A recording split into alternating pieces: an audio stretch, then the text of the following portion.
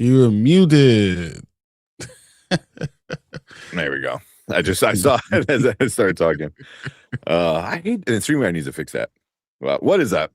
Welcome to Spoiler Kings. I'm Tank Kramer. We got Brian the Grizzly back. All right. Yeah. So I was expecting it was just gonna be me and Brandman today. So that's why I'm like, "Are you home?" He's like, "Yep." I'm like, "Oh, nice." I was not just home, but I was already on the computer. Yeah. Center. I've been watching Wonder Man, trying to go through it. So we're talking backstage about that, but what I have to realize. So I already had a negative thought process for Wonder Man. Mm-hmm. So I had to try to go in and say, okay, what am I actually watching? Not just with feelings or whatever negative feeling I might have. What am I actually watching? And that's why I'm fighting with. But I can tell you one thing, man. Jaja is a good ass actor. Ben Kingsley is a good ass actor. No matter what is going on, like even the cuts, like the takes where he's going through the scenes, it's so good when they're acting. They're just acting. So like you can like what you like with, or you can not like it or like it no matter whatever the show. But the act, you can't argue about the actor. But yeah, you can't. That's And then there's a few meta jokes in there that are the ones I thought were funny were the few that were like geared towards Ben Kingsley, about being knighted and blah blah blah. So like there's a lot of that, but them two, this is what happens when you have like two good actors running the main leads as in the show. So but I will say this with you guys, I don't know if I care. I was taking I don't know if anybody a part of the show makes me care. Like I'm like, if it was episodic, would I watch every episode? I don't know. Yeah. Which we'll get into it. So I know you haven't finished yet. I think you have. I'm on episode 5 with 7 minutes left. Okay. so I watched so you still got most of episode 5. So I still have one. Well, I still have one more, right? It's only 6. I think there's 8. Oh, there is 8. Okay. Yeah, I think there's 8. I thought the Wonder Man was only 6 episodes. So, okay, maybe. So maybe there's still time for me. I don't know. Yeah, I mean, it's 8 episodes. So I still have a couple of episodes. So all right. Yeah. So episode 4, I believe was that It's the one, the doorman. The doorman. Yeah. That seems to be everyone's favorite. I enjoyed that one a lot. But then I was like, but how do you have a whole episode with no? I just told you the best thing I enjoyed, and then have a whole episode without him in it with such a short show. But I can't sit there and tell you that was bad either, because it was. It's reminding me of Boba Fett. What's up, Jeeves? Oh man, I haven't seen Jeeves in a while. Yeah, there you go. What's up, Jeeves? It's reminding me of the way I felt about Boba Fett. Like I enjoy. Watch it. No, 100%. I can guarantee you, Anzo's gonna love this. You think so? You think so? I don't think he's gonna like it. I don't. He doesn't like grounded, and this is very grounded. Anzo is one of the most grounded MCU things. So I would say he's very weird with stuff like that. He is, but very, very particular. Like, I know he texted this earlier. I knew Mama Bear was gonna like it. He told me earlier today. He was like, "Did you watch it yet?" I was like, "I'm gonna watch it. Try to watch as much as I can today." And he was like, "Yeah, we got to talk about it." I think he likes it. Okay, just if he wants to talk about it. That means he likes it. This is I know. Well, hopefully if he comes on, see what he says. Yeah. Fernando, you already trying to call? Dude, you don't understand. I was like, guys, I was at Culver's reunion, and I'm sitting there looking at this stuff, and I'm like, MCU's trolling me. They're literally trying to get me to erupt. That's all it is. I'm at a point right now. I know. Like, you called who? We're at dinner, getting a steak dinner, and I said it out loud. I looked at my phone. I was like, they did what? And my wife looked at me and was like, what are you doing? Yeah. Oh, no. Yeah. Like, I mean, that's let me read this before I get all angry. feel like the insiders, because I think Daniel RPK is the one that kind of first put it out, and then insiders are like, yeah, that happened like, at least over a year ago at this point. Like it's old news, But I feel like Does it matter? But at this point, it's like they're kind of calling like every 35-ish male black actor, and a lot of them are like, yeah, I'm good, bro. It's like, I'm gonna go sign up for Lanterns. Supposedly Boyega was like, don't even ask me to be fucking Toussaint. It's like don't even bother. Come on. And then After meeting him, can you believe? I 100% believe that's what he's like. Fuck you. Yeah, exactly. And then Damson Idris was like, yeah, I'm gonna go do this Blood and Bone movie, So which is gonna be fire. Like, oh yeah, Blood and Bone is gonna be fire. Yeah, that's a trilogy right off the bat, at least a trilogy. They might even do like a Harry Potter and split the last book kind of thing. So the third book is going to be so powerful. Yeah, the child. Man. Yeah, what's up, Lawrence? Dude. But yeah, I just thought it was like kind of interesting because I was like, what? And then I read it. I'm like, oh, this is like what they did a while ago, But it highlights the bigger problem, Tank. It's literally we think that we've gotten past the Halle Berry storm part. We thought we got past this, and then they do this bullshit. Bro, you know what? No, I don't trust you with nothing. Like, what are you doing? T'Challa going from the one place that has never been conquered, right? It's never been, and you gonna have someone, no matter what he is, he's definitely a black man. I have no problem with that. But gonna have green eyes. It could be like that. Doesn't make sense from what Wakanda is. It doesn't make sense. Yeah, and like you're literally getting a British black dude. Like it's the whole point. Like, what are we doing? Yeah, wonderful. I know what's going to happen. I literally know I want to sell all this shit. But I wonder if they see that and they're like, hey, we need somebody to play an older Toussaint, and you have all these actors come in and be like, you know what, I'm good. I'm good. And I saw Tina. I think she changed her name, but she dreads me. I think she's like Tina Locklear. I think her name on Twitter. It was something like that. I was just looking at hers on Monday. Yeah, but she had talked about it, and she was saying like some of around the same thing is like no one wants to be a temporary variant, of a bigger character. You know what I mean? So like all these people are like, you know what? I'm good. I don't want to be this person who's going to be around and not be liked. Because the hate's going to spew. Yeah, and I'm going to be spewing it. And I don't like hating stuff. I don't want that. I would rather enjoy. I'd rather talk about things that make me happy. I don't want to be that person, but you're trying to do it anyway. And even if you do a variant of it, and still, if you're doing a variant, why are you still staying with this Toussaint thing? What are we doing? Yeah. It doesn't make sense. Making a variant of a character that doesn't exist, it's stupid. It's stupid.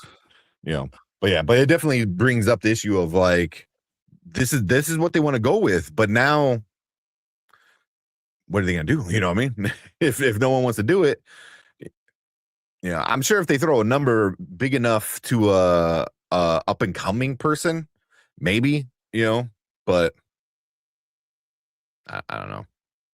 But you don't have to do this. You don't know. Yeah. They're choosing, and that makes me feel like it's like they're doing it on purpose. I'm starting to feel. Oh yeah. 100%. 100%. This is what they want to do. They're doing this on purpose. They're trying to tank this character. They don't care about it, and it makes me upset. Yeah. This makes me upset. What's the mess? Okay, silly. So I love looking at half of Tank's face. I know don't ever, but understand. Tank can't move his leg. Yeah, so like I'm angled this way.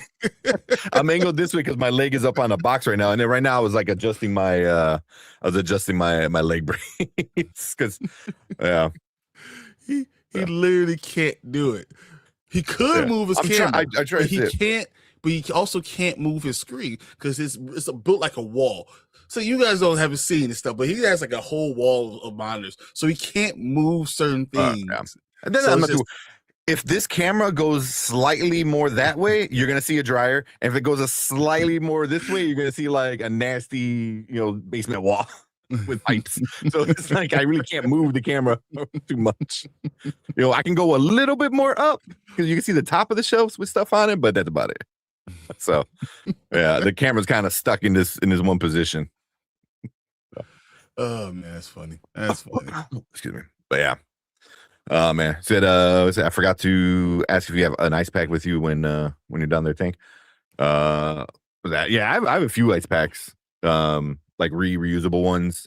The one I like the most is this flat one with like little that meshy, I don't know, material that's like slushy almost. Mm-hmm. And I can like bend it and it strap it, and it's like long too, so it gives around like most of my knee. That one's great. I have one for my elbow. I strap to my elbow all the time. So, but I'm starting. I've started taking collagen when I do my shakes in the morning. Put collagen in it, and it's been helping a lot of my joints. Yeah, because as you get older, I think that's what I'm starting to realize. Like my body doesn't hold up the same way, so you got to do certain things. You got to take a lot more vitamins. Yeah, yeah. I think vitamins like that Skittles, bro. What's the other? There's another one. Glucosamine. Glucosamine is really good for your joints too. It's part of my. It's my part of my nightly stuff. So I have 5 gummies, and then 4 pills that I take every night. And then I wake up in the morning and I make my little iced coffee. And I put collagen in it. Yeah. And just to have it ready to go. And then I go to the gym and do all this stuff. But just to keep going. Yeah. Literally, it's literally like if you're turning to a Tin Man, you're just trying to oil your joints. This is basically all I'm doing. You wake up, everything creaks and cracks, and you're like, oh, that's a new noise. It's all the football and all that stuff catching up to you. That's yeah. Oh man, but I got to pull up those trailers. We got a couple of trailers. We got the Daredevil trailer. So like I know it's a funny story because I had watched it by accident, and I thought it was a fan. I 100% thought it was a fan made thing because it starts off with a Childish Gambino song. I'm like, Marvel's not gonna use the Childish Gambino song. I'm like, so I'm thinking it's gonna be because they use like other. But why does it make sense? Oh, it makes so much sense, with the song, I love that song. That's one of his newer songs too, from his last album, and I'm like, oh, I just thought, I'm like, they're not gonna do it, and then I'm watching it, I'm like, wait a minute, this is like shit I've never seen before, and then I'm like, well, I'm going by the end, I'm like, oh shit, is this the trailer? This is the trailer? And then of course I make it feel bad. First thing I say is like, well, I'm not going to watch it at all till Thursday. Has nothing to do with the fact that I'm actually busy the entire weekend. No way to actually watch it, but I know. Well, immediately I'm like, that's a great trailer, and I'm like, don't watch it. I know Brian probably, I know you're busy, but I was trying more brand man. I'm like, don't watch it. Don't save it for the stream, man, because I was kind of upset I didn't save it for the stream. But I legit thought it was gonna be like a fan made thing because it just popped up in my scrolling. Like it didn't like show anything, so I was like, oh cool, but I was like, damn. Oh my god, Jeeves coming in with a freaking super chat. 1999 super chat. He goes, my dad passed away at 91 recently. We're sorry about that.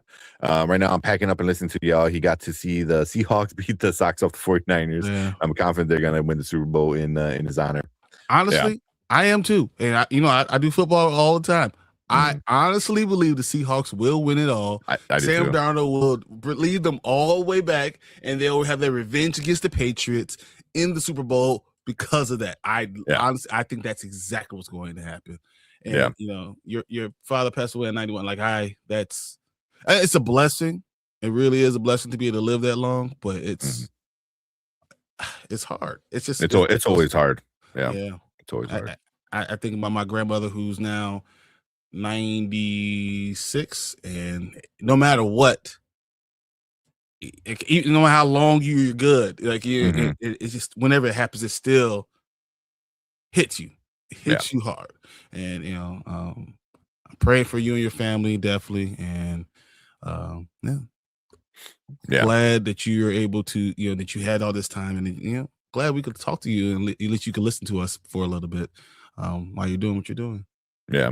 I'm glad you got to, enjoy, because I know, like, so many people always like talk bad about sports, like, oh, it's a distraction. I'm like, yeah, that's what it is. And sometimes you need it, and and him being able to enjoy watching, his, I'm assuming his favorite team, go against, especially the Niners, and beat them, so it's always like entertaining to like have those moments of like just enjoyment, and not have to think about other stuff. So, but yeah, we're really sorry for your loss. It's always really, rough, but yeah, but it's our condolences, but just really, this gives me another reason to cheer for the Seahawks even more the Super Bowl. I mean, I was going for them anyway, but I don't need anymore. It's fine. Yeah, but geez, we appreciate the super chat so much. Thank you so much for that. I don't even know if I should play like a thank you for it. Actually, I don't know. You got one? Yeah. Let's see. I don't know. Actually, I don't know. Because I was gonna say for the Seahawks, this is what I was thinking. So you're telling me there's a chance? And I believe it's not just a chance. I believe they're going to do it. So that's awesome. Yeah. I mean, at this point, and because it's Jeeves, we also got to do.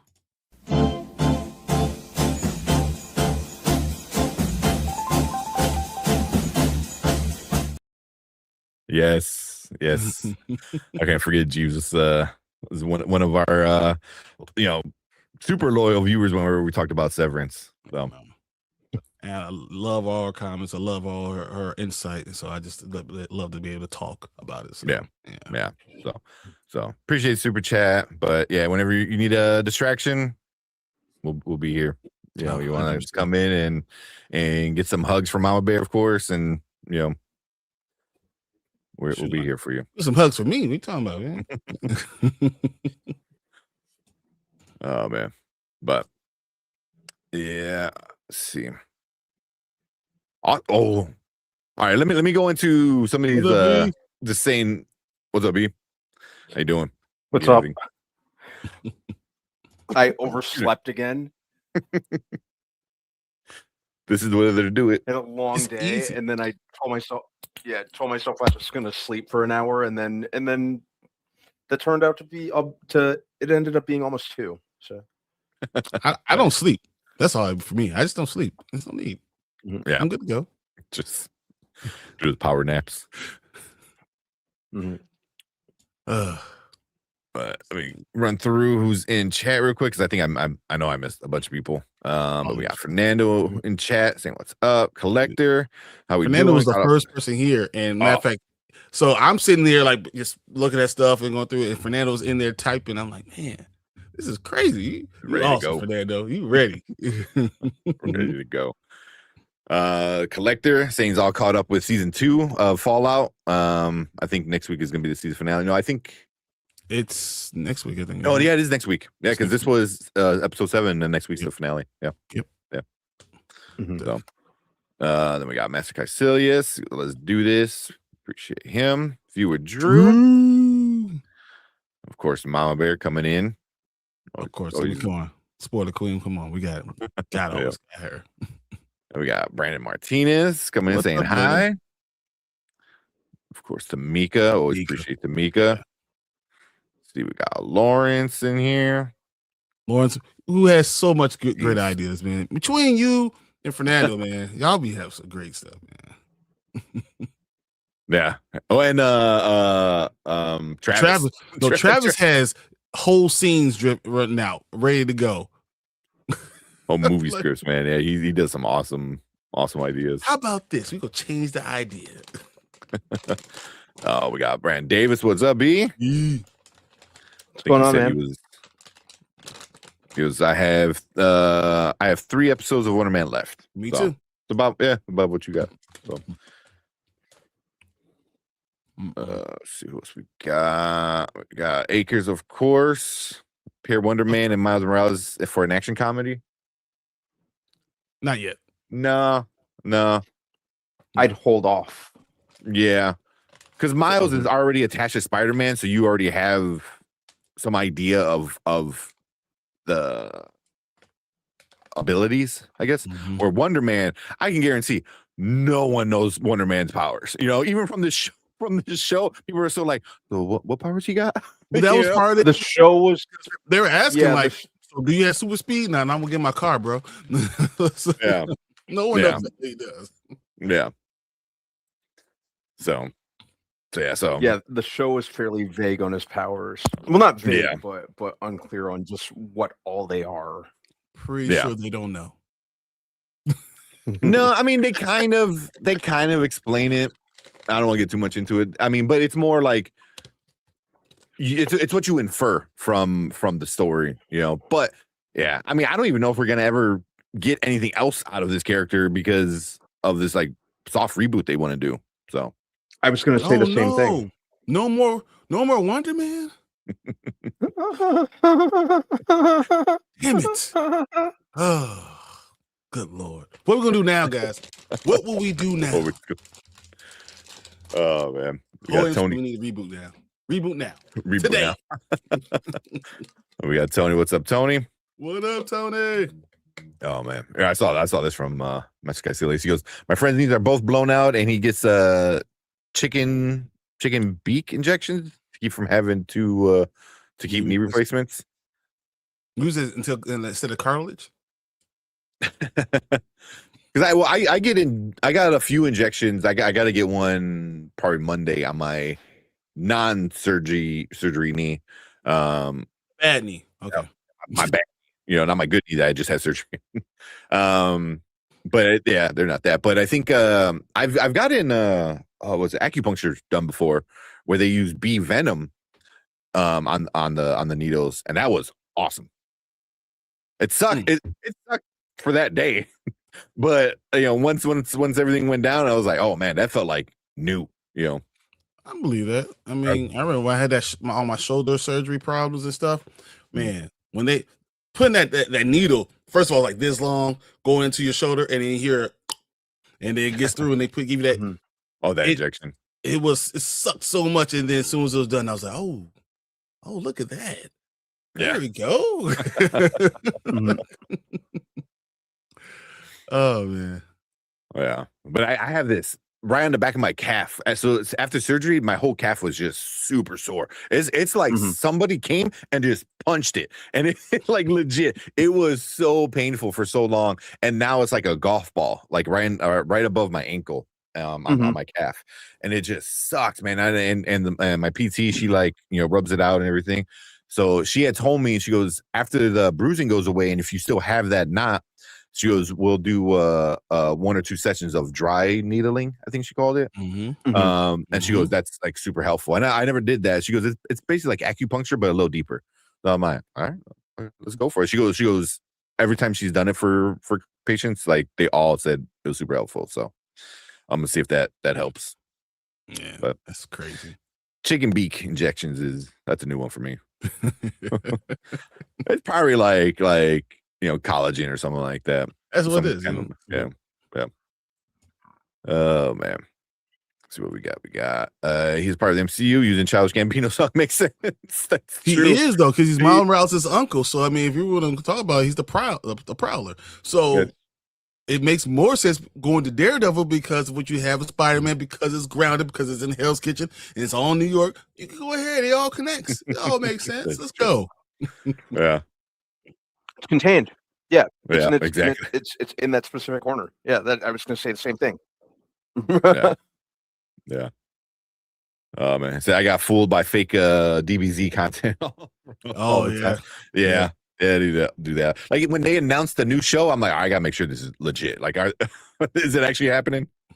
I need at least 3 players, people actually telling me this is the truth. I need to be Mhm. able to corroborate the story from multiple Like corroborating people the saying it. Yeah. I don't believe it. Make sure find somebody I trust. Oh man! And then Collector said if you got that link for the Cobra Kai series, Oh, so no, I only did have the link. I already pre-ordered it. you already got it. Oh, what's up, Collector? Collector, the last relic. What's up? What's up? Man, yeah, hugs from all of us for sure. 100%. Sure. Yeah. Oh yeah. Nice. Now Got that I'm Taylor. Yeah, Hey, Taylor, how I you just caught up doing? on everything that happened. I hope everything goes good. Yeah, man, Jesus, Jesus is amazing. So yeah, going through something. We're community. We go through it with you. As much as you can. Yep. Yeah, I hope it doesn't sound like I hope it doesn't sound like, like a typical line. But yeah, we all look at this as a community. So like when we say we're in this together, we are in this together. Yeah. So, Yeah. Like was it Monday? Master Caecilius, dropped some super chats and asked some good questions, some adult questions. I don't want to say like, but asked adult questions and it was like maybe we want to jump on. Yeah. Oh yeah, that's right. You were in chat. So yeah, and that's the thing too. I think I was talking to my girlfriend the other day because I'm like, I hate so much that we have to use these words instead of the actual words. Like, when a person unalives themselves, or when, grape, or a PDF file. I was like, these are adult topics. Talking about adult stuff. We should use words. Yeah. Yeah, I'm not a fan of that either because it sounds like you're minimizing or even making some type of punchline out of it. But you have to be careful. We do know what's going on. I mean, the internet's they're full of douchebags, and you have to be careful. Well, you create these barriers because you can't allow them to go through because they'll go too far. They'll say something that's totally inappropriate, and that's kind of what I mean. You're making a rule for the worst person, not for 80% of the people. That's unfortunately. But the people that are. But the people that would misuse it are misusing it even more now because they can get away with it and the algorithm won't punish them. Where if you say the certain words, the algorithm will be like, whoa, we can't put that word next to our, Pepsi commercial, we want to run, so it's almost like we can't capitalize on the actual adult topics, and I was like, and it's adult topic. It's serious topics. It's death. Passing of loved ones, depression. Like there's stuff like that. Like we were dealing with, and it's should be handled as an adult. I went and did a rewind show in the beginning because Anzo lost his brother, and it's something I want to talk about is that a lot of times you don't have anyone to talk to. Or you have to put on this facade for so many things that when you're dealing with something, you have nowhere to go to. And I'm a person that I would rather just listen. Tell me, message me. If I have 2 minutes, I'll stop, whatever, and message you back. And if I don't have it right now, I will message you within the next 24 hours. I will talk because you need to have somewhere to go. You have to have someone that's willing to listen to you. Because when you're going through something, there's nothing worse than going through something alone. And I watched part of talking about the Wrecking Crew and stuff like that. That's the big part of it. Going through things alone is the most dangerous part. And the worst thing you can do. And people need to know, especially if you're really part of the community, you really build it, that people want to hear. People care about what you're going through because they're going through it too. Yeah. Or if they've gone through it, or it's I don't want to say relatable, but it's like people understand, especially as an adult, in your 30s, 40s, something like that. It's like, you're already dealing with a lot of adult things, so as a 18, 21-year-old, it might be a little bit more harder to talk about that stuff. I'm not saying that they haven't gone through it, but obviously, No, but you haven't had enough at of 20 life. years. Yeah. Yeah, you have enough. I like to talk about it. Like when I'm talking to my 18-year-old cousins or nephew, and I'm telling them like, I've gone through their thing, their entire life twice, plus another 9 years. Like everything you've done. Like I've had multiple years to deal with it, and you just don't understand the things that we're going to talk about. So it's just different. Yeah, exactly. Yeah, being an adult sucks. It does. I mean, there's a lot of times it sucks, man. It sucks ass. Like, tell me I'm fucking 40 with 2 knees. Like, I'm gonna be 42 and have 3 knee surgeries. like that sucks, man. Like that's old shit. That's old man shit. But you don't wait. You don't have knees. What are we talking about? Yeah, I know it's just mush at this point. It's just like it's just like give nothing there. Too much credit. Yeah. It's like mashed potatoes with like a spork in there. That's all that is at this point. But as much as it does suck, there are things that are special. Like me being like a fairly new parent. I know Brian's been at it for a little longer than me.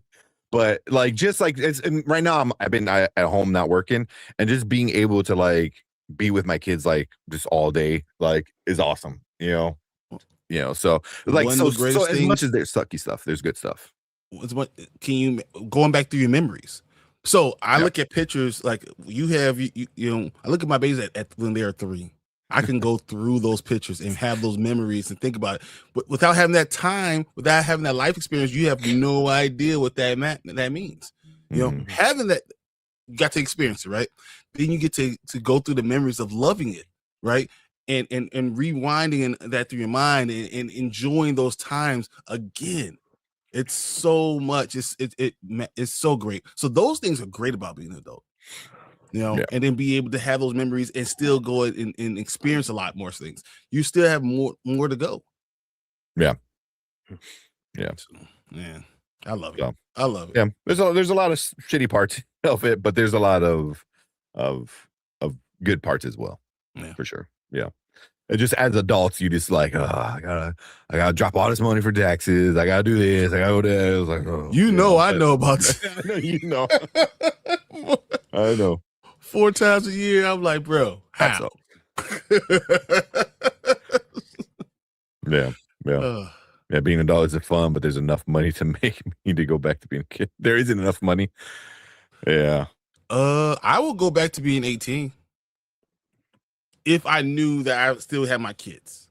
If I knew no matter what I do during the time period, I'll still have my kids. If that's the only thing that stopped me from doing anything. That's it. Yeah. If I were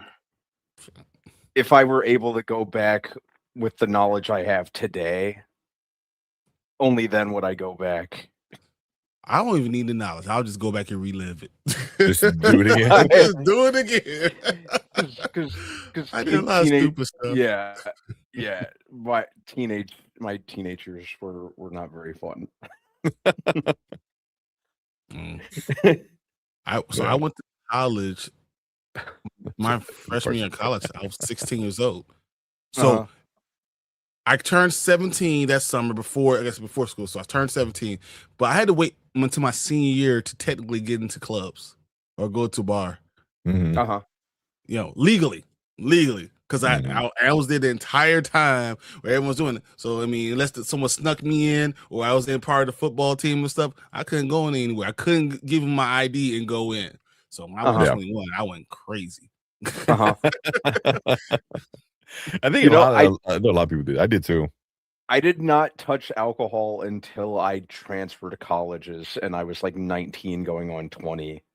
Right? That was I did not have a drop of alcohol until I like experienced from private college to university life. Yeah, I'll say this: when I turned 21. It was so bad, such a big party, a huge party, the whole football team, everyone was around, my best friends all around. I was so drunk that, and I was 265 pounds. So no one could carry me upstairs. So they just put me in a shopping cart. They went a guy's shopping cart. They picked me up, threw me in a shopping cart, and they shopping carted me all the way to my room, which is on the 4th floor.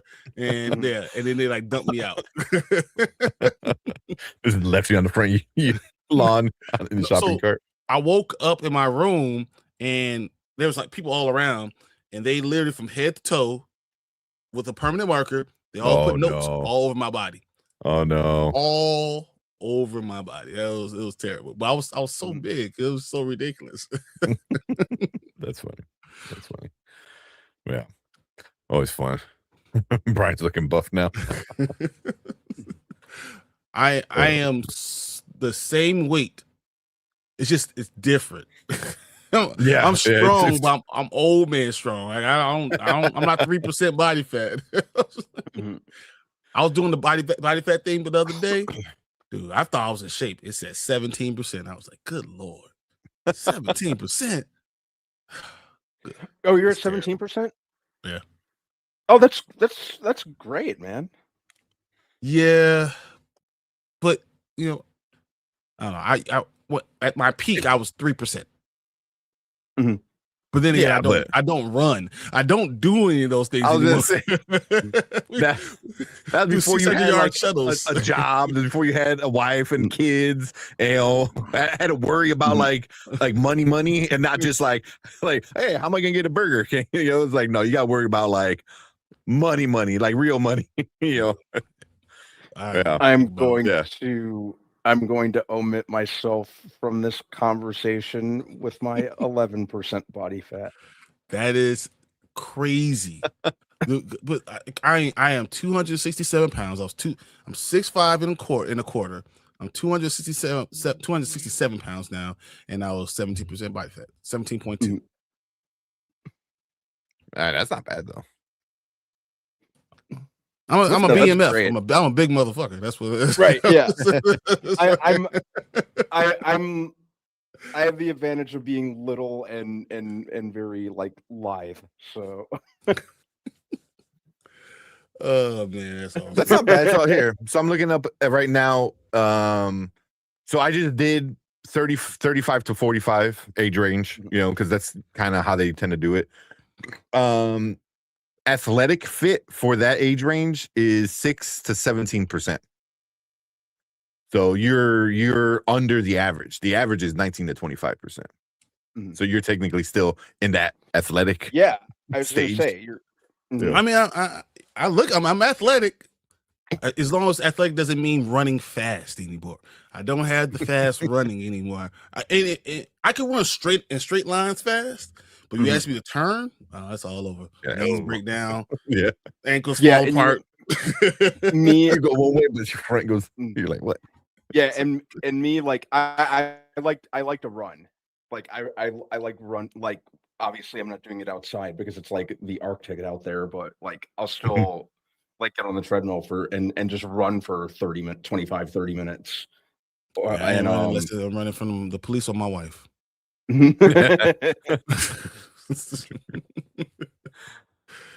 Well, and we got a super chat from Master Cassilius. Have any of you guys struggled with an addiction? That's a $20 super chat. So it's a really good question. I have not. Okay. Yeah, I have not. No, I never. I've always kind of, if I do drink, it's usually casually. I've never touched any type of drugs. I don't do that. I've seen what that can do in terms of to family and friends, and it was enough to kind of scare me off from it. So no, I have never struggled with addiction. I have a personality in myself that, because I do the same thing over and over again, always. The reason I work out is because I do the same thing. I wake up the same morning. I do the same thing. I drink the same stuff over and over again. I have an addictive personality. I just naturally really do. And I've had to be very careful about what I do. And something like I have to be thoughtful of, because I have uncles and a lot of cousins that have addiction problems. And it starts that way for all of them, for everybody. And I have to be very vigilant with, okay, what I'm going to do and what I'm not going to do. Because if I start something, I am 100% will just keep it going. And my wife keeps me away from certain things because she knows that's who I am. So if I open that door, then it will be every day, all the time, always doing the same thing. And I'm drinking. It doesn't matter what it would be smoking. It doesn't mean what it would. I will be addicted to it. Yeah. I mean, look at my stuff. Yeah. That's what I do. That's me. Like if I start something, I have that, and I have to be very careful about it. So I try to keep it on this front, because I know, my father's a psychologist. So, we talk about addictions all the time. We have that in our family a lot. My sister, had that problem a lot. So it's just kind of things that I'm always careful about. I think you summed it up, Brian. Like I have a just like you, like I have kind of like a gluttonous personality. So if I'm doing something, sometimes I'll do like a lot of it, like in mass quantities. So that's one of the reasons I've always stayed away. I would never want to risk getting hooked on that due to my gluttonous personality. Yeah.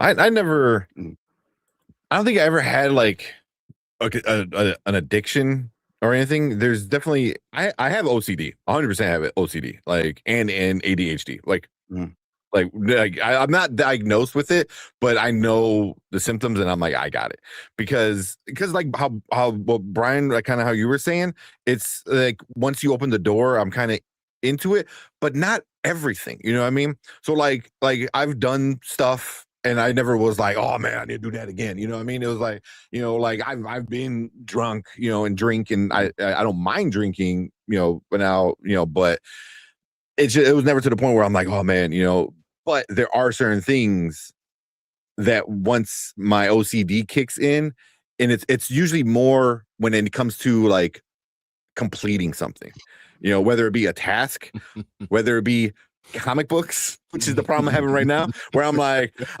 well, I bought this cover, well, I need to buy this cover that goes with it. Like perfect example is like, I bought this cover because I'm like, oh, the punk rock one, it's awesome. Right. I'm like, well, there's another punk rock cover that kind of goes with it. I'm like, well, shit, there's another punk rock cover that, so that's the problem.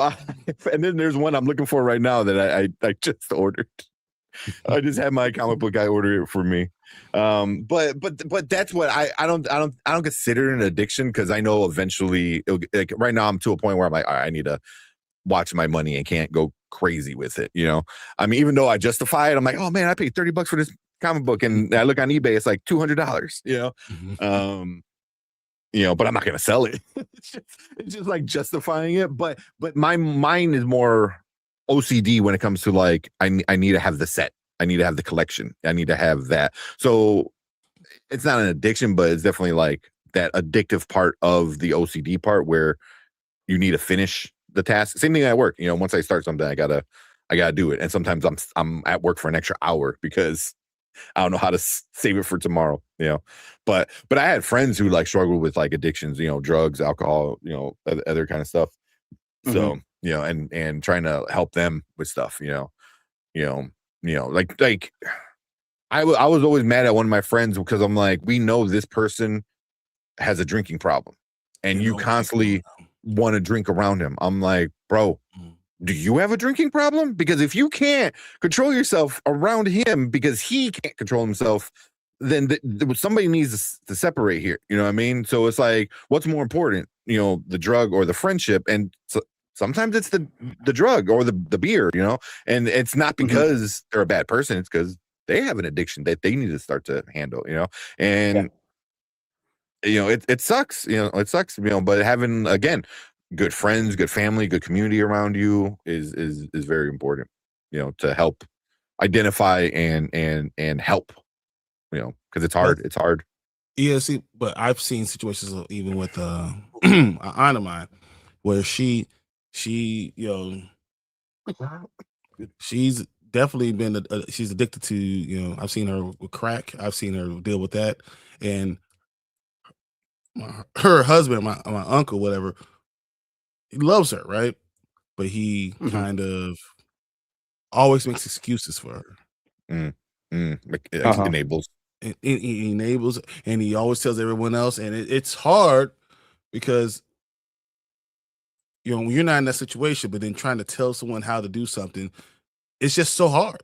Mhm. It's from the outside, you think you know what to do until you're into that situation, and you're having that conversation, and it's difficult. And when people say, you know, an addiction is a sickness, it really is.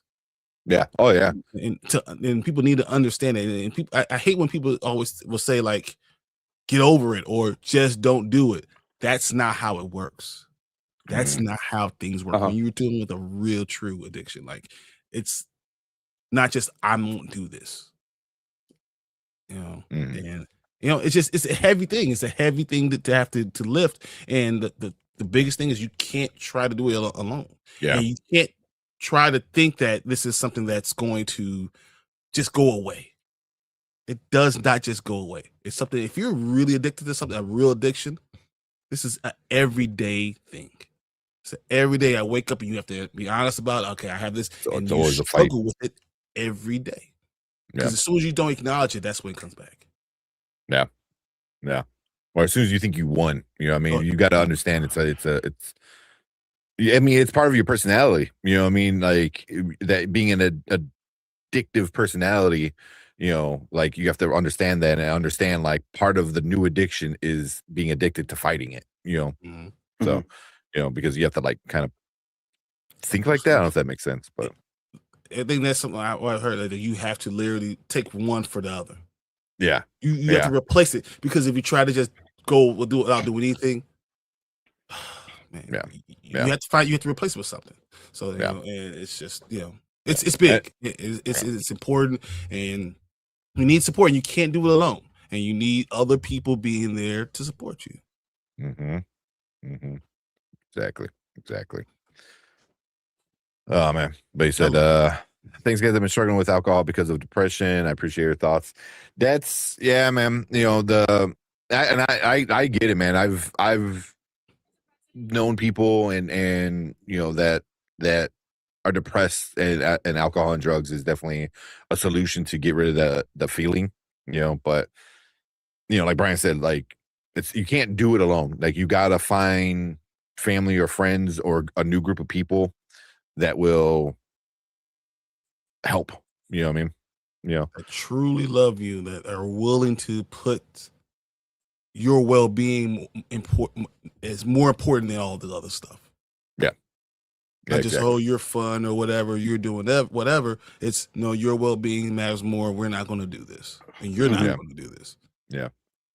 So I Mm. mean, because it sounds like you see, like you're looking at yourself, which one is like one of the hardest things to do, is like to be able to look at yourself and be like, all right, I'm feeling depressed, and I might be having, struggling with alcohol, because of depression. So it's like that's the first step, man. The first step is the biggest step, so now the next step is to, you need to find that support system, whether it being, finding a therapist that works for you, and sometimes you have to go through like 3, 4, 5, therapists, because you need to have that connection, or, a group of friends, It's family hard. members, It's hard when you're depressed and you're feeling yeah, sad.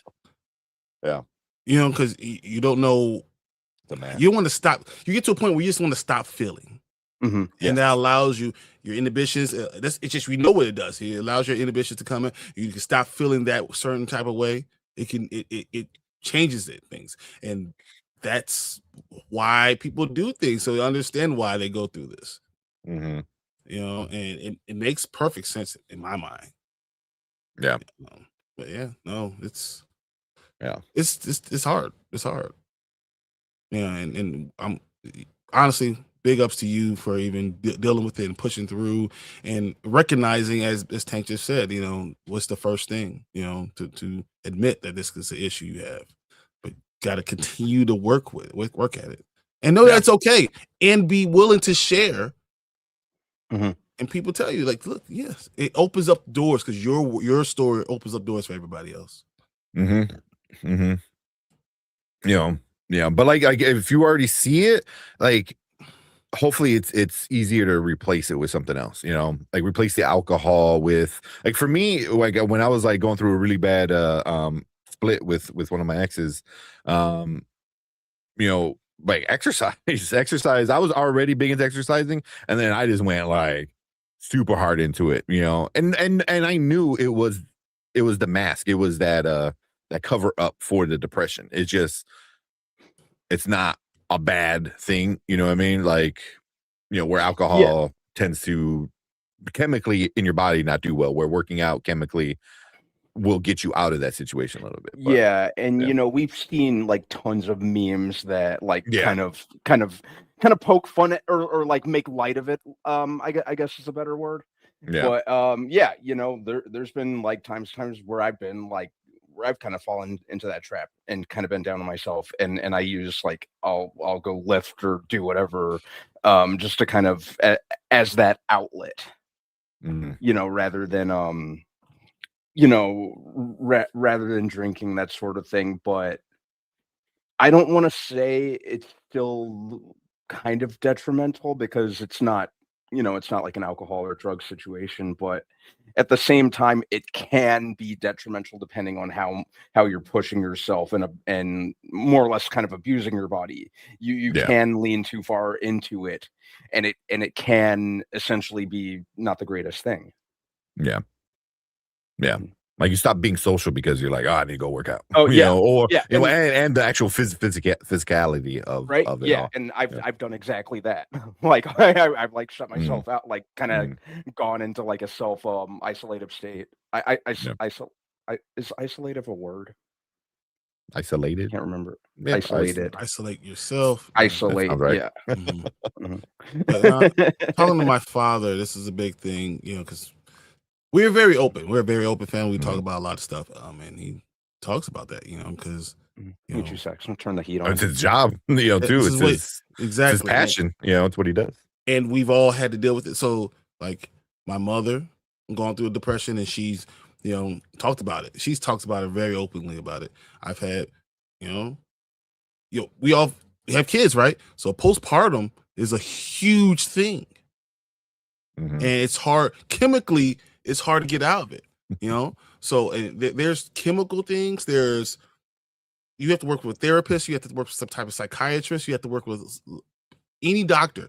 Talk to doctors. Doctors can help as long as they're looking at you as a person and not necessarily just as a cookie cutter type thing. And that's the thing we always talk about. You have to make sure that the person you're talking with, you're going for help, no matter who it's a doctor or whatever, that they're looking at you as a full person and working in giving you answers as who you are, not just general. Yeah. And like Mama Bear said, like, talk to your doctor. I know it sounds kind of like that commercial. I don't know. They're in Canada. They don't get medical commercials like we do in the States. But, but yeah, it's like, if you're struggling with it, talk to your doctor. And that's kind of very true, and then, you kind of go down the road, and you have to, it's like finding a doctor. You have to find a therapist that works for you, because you might find somebody who might be too vague or might not, or have their own biases or something like that. You just got to find somebody comfortable. Yeah. You're not comfortable with sharing. There's some people that, we went to wedding counseling, and I'm not going to talk to you about stuff. If I don't feel comfortable about opening up to you, then I'm not going to do it. And it's not going to help me. So it's not good for either of us. For me, you here, not being able to help me, and me sitting here, not being willing to open up to you. So it has to be the right type of person. Yeah, exactly. American channels, we see the commercials. Oh, that's true, I guess. Yeah. Like, why you guys need so many drugs? It's just a Tuesday. Exactly. Let me go back to a few of these Do these ones. I love the fact that we have this conversation, honestly, because it's You know, Same. Yeah. it's huge, and to me, too often we're afraid to say stuff. You know, Yeah, it's considered a down taboo, yourself. which sucks. Yes. Yeah, it's like you, especially the older generations. Not I don't want to like knock them, but they definitely had that like taboo behind it of like, oh, something's wrong with you. Like, yeah, but not in like a bad way. It's something's wrong with you. Like when your bone's broken, you go to a doctor. It was like, well, hey, I have these weird, feelings or thoughts. It's for me, it's all the same. It's like something is not right, and you need to go get it fixed, whether it be a broken bone or bad thoughts. It's like but one was acceptable, and one was back in the day was like, oh no, like. But now it's definitely more. Me being a black male, that it's even worse in our community. Like, as a black male, like you're not allowed to have weakness. But the problem is when you do that, that's why like when black men go through depression, they don't get out because they never say anything and they get stuck in it. You're too afraid to say what's going on. But it's a huge, my just said stigma. There's still a huge stigma around it. Yeah. It's hard. This when people, I said postpartum. Postpartum is a problem because you don't say anything. You say something's wrong with me. As I just said, men, they think something's wrong with you, so you don't say anything. You say, I think I'll do this on my own. It's the worst thing that can happen. And you really need. We need to have this conversation. You need to be able to have someone to talk about that understand what it is, why we're doing this, why we're talking about depression. It's okay to say I am going through something and I need help. Yeah. And it could be anything that kind of triggers it too. You know what I mean? Like it could be, a breakup or whatever. It'd be losing a pet, I had family members who like lost a pet, and man, like it hit them bad. I was like you like your dad lost, you lost your dad, and he was able to compartmentalize that. But I think it all just kind of like led down to like my dog died, and then it broke him. It's the last broke him, but it's the last straw. It was already. It's more than just the dog. The dog was just the tipping point, and yeah. So, and we have our people that we really depend on, and that's fine to have those people that we depend on. But when they're the only ones, that you depend on because you don't have those open conversations with everyone, you're really stuck holding on to that person. And if you lose that person or lose that thing or lose whatever that is, it can spiral you. And spiraling is the worst thing that can happen because you can't control it. You start spiraling out of control. You just can't control it, and you have nothing to anchor yourself for. Yeah. Because I know Master Casilli said that last time too. You lost your cat. And I mean, it's rough. But a lot of times the pets are always like that catalyst, like you said, because pets are so attached to you, they're almost like part of you because not cats, but just pets, because they're they're yours. You know what I mean? So yeah, it's they're just as much family as they are as any human is. When my pet passed away, Blanca, my little dog, we had a little Bichon, family pet. She was just about to turn 13. It was like several days shy of her 13th birthday. And I was watching her. My parents were out of town, so it was just me and her. So, just one morning, I went out to the living room, like to walk her, and there she was, just kind of lying stiff in the near the doorway. So it really messed with me because I was very, very attached to her, You know, even when I was overseas, I was, Blanca was always on my mind. You know that, it's like it is a family member. They're just as much any family member as a human. You know, that's like your kid. You know, as crazy as that may sound, but That was not at the same time, I don't think it sounds crazy. Yeah. Like I know, like Relic, and saying Brian knows. Brian knows but... how attached I was to Blanca. Oh yeah. Dude, I'm a big softy. I mean, I'm a big 6'5", whatever. Softy. Like these, I love hard. I care hard. I do everything full go. So when I break down hard too. You know, but luckily, I because I talk about these things. I talk to my father about it. I talk to my wife about it. I talk to my kids about all this stuff. It helps other people know, how to deal with it and keep the lines of communication open, and no one feel like they're alone, and be honest about your feelings. And you don't have to be like, I know I'm Superman for certain things, but understand even Superman has their days. And it's okay for you to have your day, to have your week, and to know that we're going to all support you. We're all going to be there together. We're going to go through this together. We're going to pull you out of it because you're not alone. But if you, once again, you close off or you feel closed off, or you feel alone with going through these things. I had somebody explain to me once where it was like think of it like as a car, you know what I mean? Like, your light turns on, like, oh, your blah blah blah, your oil's low or something, and you're just like, I'm gonna ignore it. Well, now your engine running hot, I'm gonna ignore it. Like, you keep ignoring the issues, and then eventually the car's gonna break down. You know what I mean? And then so it's like you have to handle it as it comes. You have to be able to maintain the vehicle, maintain the car, you'll maintain the person. So it's like, if this goes off, you handle it, you fix it, and then it never becomes a bigger problem later down the road, and that's kind of like, that was when early on somebody explained that to me, and I was like, that makes sense for me, especially, I was big into cars and stuff like that. I'm like, oh yeah, like, yeah, it's the same thing with you, you know what I mean? As it, so like something might not, like a car is like, oh yeah, a flat tire, that's visible, you can see it, same thing like a broken arm, it's visible, you can see it.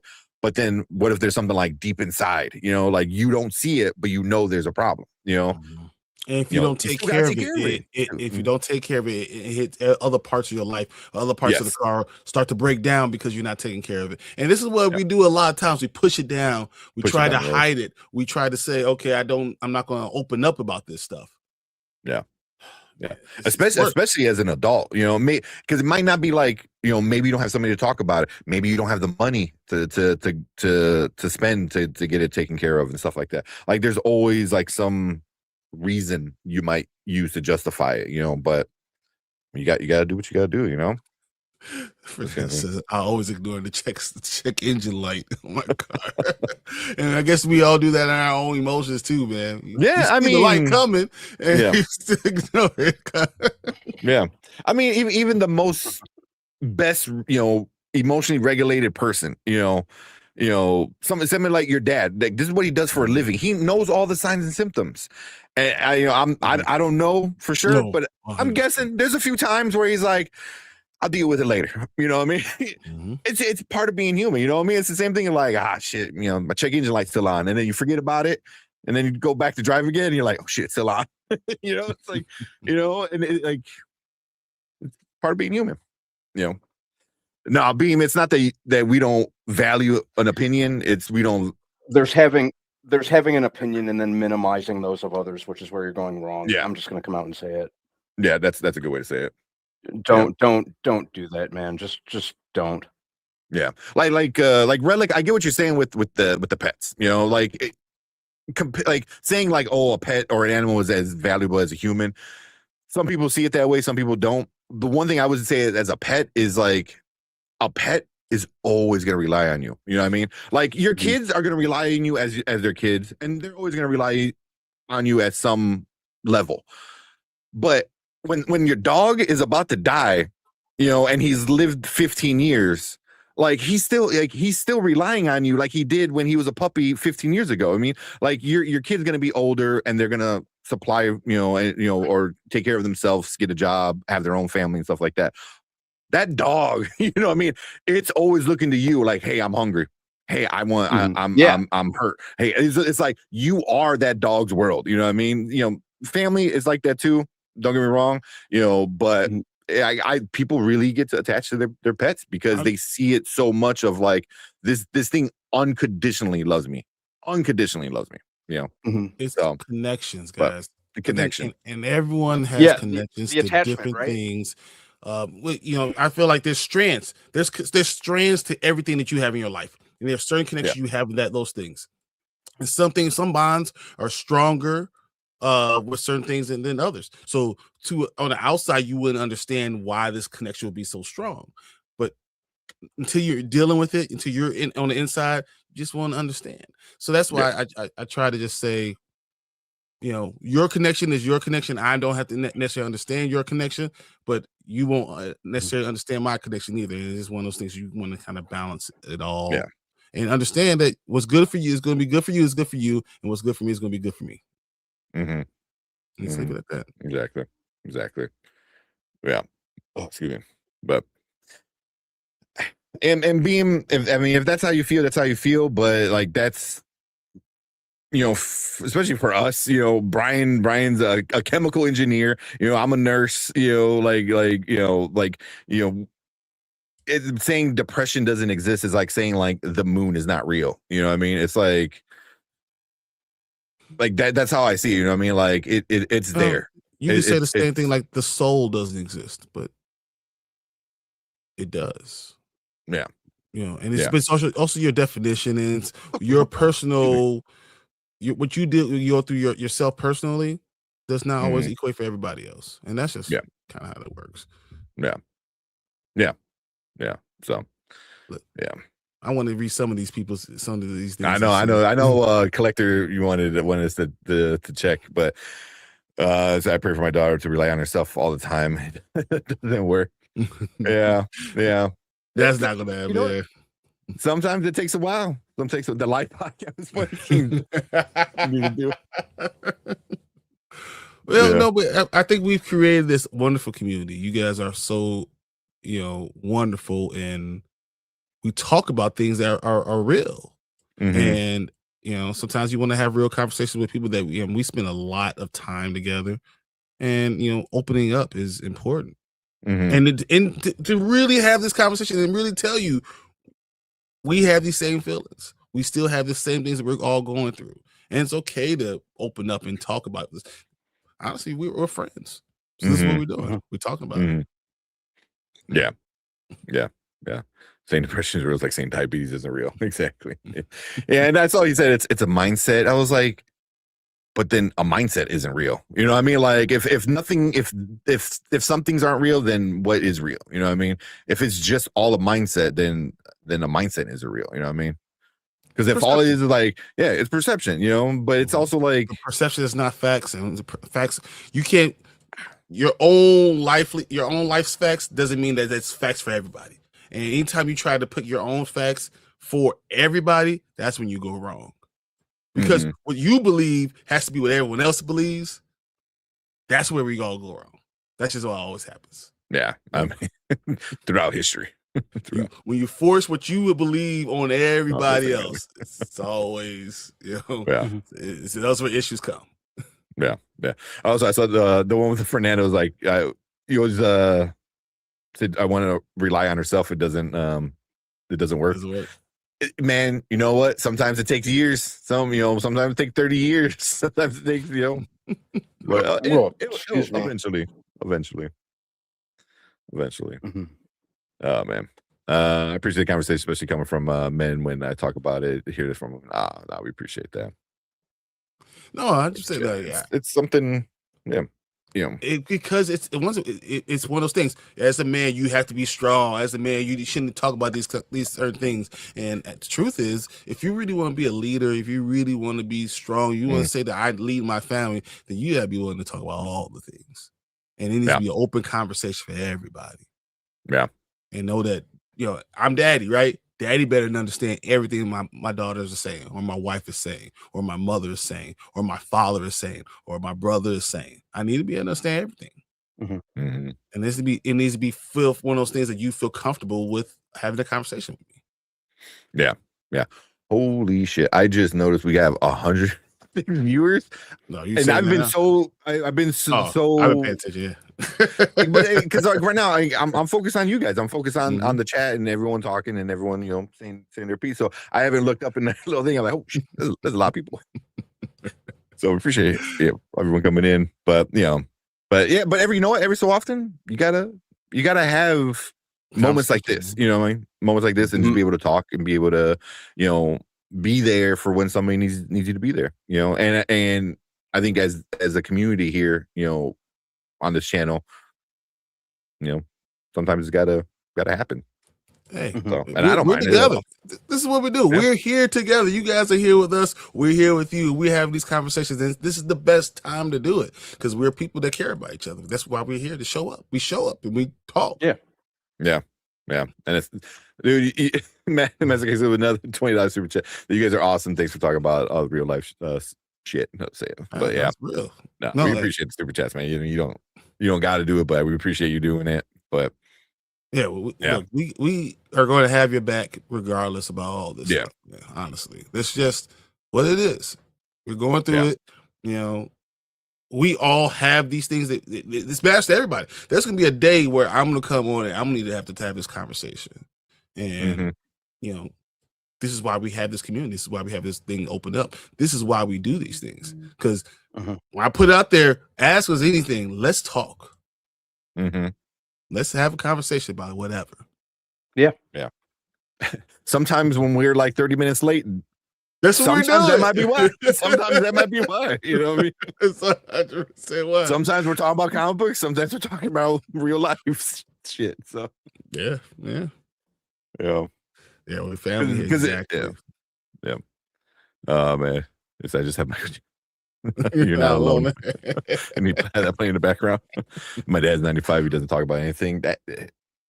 That's stigma. That's the older generation's mind, the mindset, the way they kind of had, where it's like, if I don't talk about it, it's not real. If I don't see it, it doesn't exist. That type of thing. And it has its ups and downs, but it is corrosive. After a while, it is very corrosive. For you and the people around you. But it's hard. It's hard to have somebody who is just grown up on a certain ideology of being, especially a man, where that, so it's hard to like change, especially like 95, let alone like 40, 50, 60. Like it's hard to notice in yourself and like, oh, maybe I should be different, so that's why I never knock like older people for like having a certain mindset, to an extent, obviously, like racism and shit is like no, there's never any excuse for so that. there's understanding, but there has to be understanding. Like, so when my grandfather, I go and talk to him, there's certain things I don't bring up, and there's certain things he doesn't talk about, because I don't know if you guys remember in Sinners, and it's bringing to a movie, with Delta Slim's talking about his what he dealt with when he saw someone get hung, right, and going through a lynching, right. So one of the best parts of the movie. There's things like that, like I told my grandfather, that he doesn't bring up and he doesn't talk about, because he's experienced those type of things. He's seen things that brings up other hard things, and I have to understand and who he is. Once again, his reality is not necessarily my reality, right? What he's going through, I have not gone through, and I need to have respect. Either way it goes, throughout, whenever you need to have how the conversation these conversations happen, you have to have respect for what's going on. I have to have respect for him. He has to understand about me, where I am, and once you do that, then we can have open, honest conversations and understand each other a little bit more. Instead of trying to get him to be where I am or get me him to be where I am, him to be vice versa. That's not necessarily the same measuring stick. Mm-hmm. And you need to understand where they're coming from. And it's real. So it's just the world they grew up in is different than the world we grew up in. And we because we look back at that time and we see that, but they lived it, where now the world has changed and they're kind of harder sometimes harder to change. But racism is still out there, and that's why it's like this, and it's just less overt right now. And not right now, but overall right in this era, yes, but like right now, right now. But it's hard because it's just less overt. They don't have it. It's not in your face, and when it's not in your face, people could question: does that really exist, or are you trying to bring it up, or are you looking for it, or are you searching for it? And that's always another one. Once again, you're trying to validate what someone else is talking about, right? That's never a good thing to do. Yeah. Let me bring these up for a collector because I know you wanted to bring him up. So the one thing that scares me the most right now is losing my mom. I'm really not looking forward to when she passed away. She's 72 right now. 72 still youngish. So yeah, you still got time, but I understand where you're coming from, collector. Oh yeah, your support system is huge. Is important. Mm-hmm. So that's why you cherish every day. With her, something I need to remind myself more and more of my mother, 81. Yeah. It's funny. I was just talking to someone about this. I talked about my mother and father probably. I try to talk to my mom 5 times a week. I talk to my dad about 4 times a day. So, we have a really, really good relationship, and we talk all the time. Yeah. So, like I said, finally has bipolar. So he's on like a bunch of different meds. That one's rough.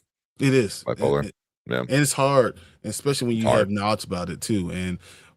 But you don't want to ostracize your people, and you also don't want to isolate yourself to a point where you feel like you're being ostracized. And it's so delicate, man. Yeah.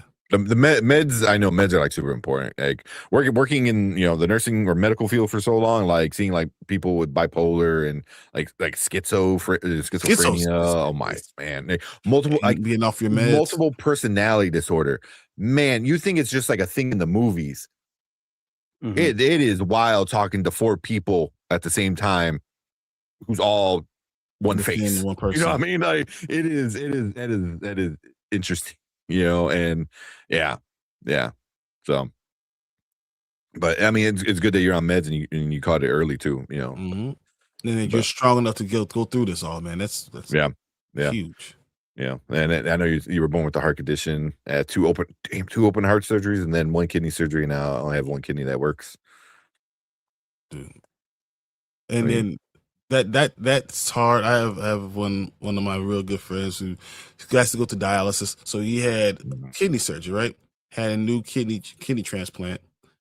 Had it for about 12 days, and the body started to reject it. Oof, that's the worst. It had to take it out, and now it goes through. He was only at level 3. Now he has to go through dialysis every day. Mm-hmm.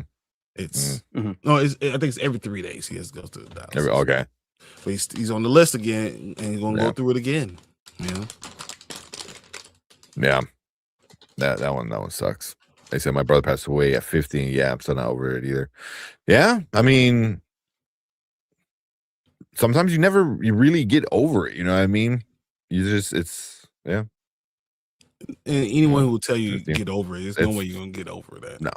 No, yeah, you don't. You just don't. Oh man. Yeah, that's one of the most. That's one rough. Of the worst things you can say to someone, just in general, like get over something like that. It's so juvenile, and it's easy to say it's insensitive, but it's so much worse than that. It's such a scummy thing to say. you know, it's yeah. I think you just don't understand, you know. Yeah, Like, and in the it's case like, that you don't, you know, if you've never but experienced something like that, it's better just to not say anything at all. yeah, yeah, Mhm. yeah. And my mother said, grateful for dialysis. Got my dad around long enough to see my daughter. That's awesome. That's exactly what the point is, and then going through that. Yeah, you know, dialysis is like you want to think of like technology in the world like we live in, and like someone like that, you know, that just is so helpful for so many people, you know. Like that's just like crazy. Mhm. I remember the first time going to a dialysis like center, I guess, and it was like I'm like, that's crazy. I'm like, and they're just all lined up and everything, and you're just and they'd be there like for hours, and they're there no for big deal. hours. They're there for hours. You know, I had one patient who was a older guy. He was like an ex-military dude. And then as he got older, he finally came out to his family that he was gay, you know, and then like everyone just like disowned him, which fucking sucks, you know. And he was, you know, starting dialysis around the same time. So like he never had a lot of family, and he was always difficult, you know. But me and my one friend who I worked with, like we were always cool with him, you know, because he's military, so he's like things need to be a certain way, you know what I mean? Like this needs to go here, that needs to go here. So he liked the pillows to be put in a certain way from going the bed to the, you know, stretcher, and you know, from the stretcher to the chair. And like we never had a problem with him, man. Never had a problem with him, and he would always request me and him. Always request. And so it became like our normal, you know, things. So when we worked together and it was his dialysis day, we knew we were going to pick him up. You know, like it was just. It sounds like you respect him. I mean, you respect Yeah. his wishes. Understand, once again, understand where he's coming from. Yeah. Don't just try to put what you think is right on this other person. Yeah. Understand where they're coming from. Understand where their reality comes from. Yeah. Yeah. So yeah, it's always, I mean, that's just how it is. I'm like, and then I remember telling somebody, oh man, he's such an asshole. You want to do this? I'm like, all you got to do is what he says to do. He wants this pillow here. Put that. Like, it's not brain surgery, man. He's not like, you know. It's like, and you got to move him all over anyway. So might as well just do it. You know, you get it done faster. He's happy. You're happy. No one's bitching. No one's complaining. Whatever. You know. So, but that's just me. I was like, he's not asking you to like, you know, anything crazy. So. Yeah. Yeah. And we got Sully. What's up? What up, Sully? Man, also on, Sully? go check out Sully. Sully has a new like series going on where he picks like a character, and would give and would say what movies would be in this character's letterbox. Like I believe you did it for John Wick and Gollum. I think those are the two I saw. And I like that. That's funny. It's a great series. So go check out Sully. It's such a great idea.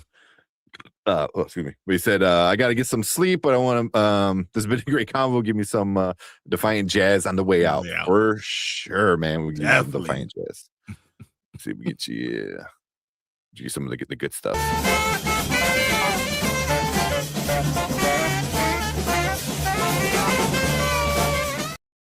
Oh, that makes me miss it so much.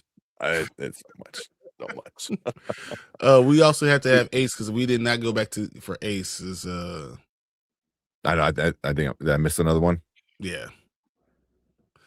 He said, "Oh no, Deuce! Oh, Deuce! Oh yeah, that was Deuce. That was Deuce. Yeah, the Rams lost the NFC Championship. I'm so upset too,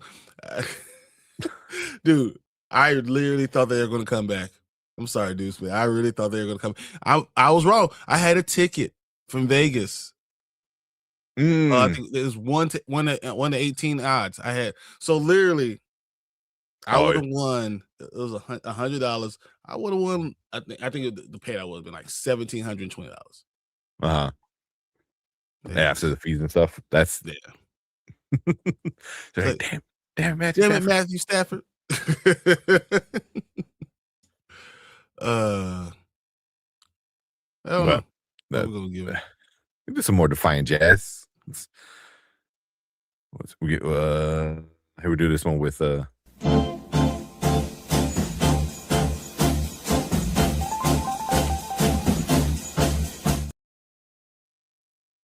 That's awesome. Get I just want this real quick. I just want this. What you got? Beware, Autobots! I am about to transform into the most powerful weapon in the universe! And I am about to transform the Autobots into atomic particles. That's It's so stupid. It's a gun. Yeah. just and not even like a rifle or anything, just a handgun. It's a regular gun. Oh my god, I love it, dude. I was gonna grab. I was at the Indies and Oh man. it has some of the best Transformer covers I've ever seen. Oh, the new covers are amazing. The new covers are Man. awesome. I'm Yeah. like, bro. All the variants and oh man. There's one I want to get, but I'm like, no, I don't collect the Transformers ones, but I'm not starting. I said I'm haven't not been starting. collecting This them. is so good, but I'm not starting right now. It was Transformers and Thundercats, and I was like, Yeah.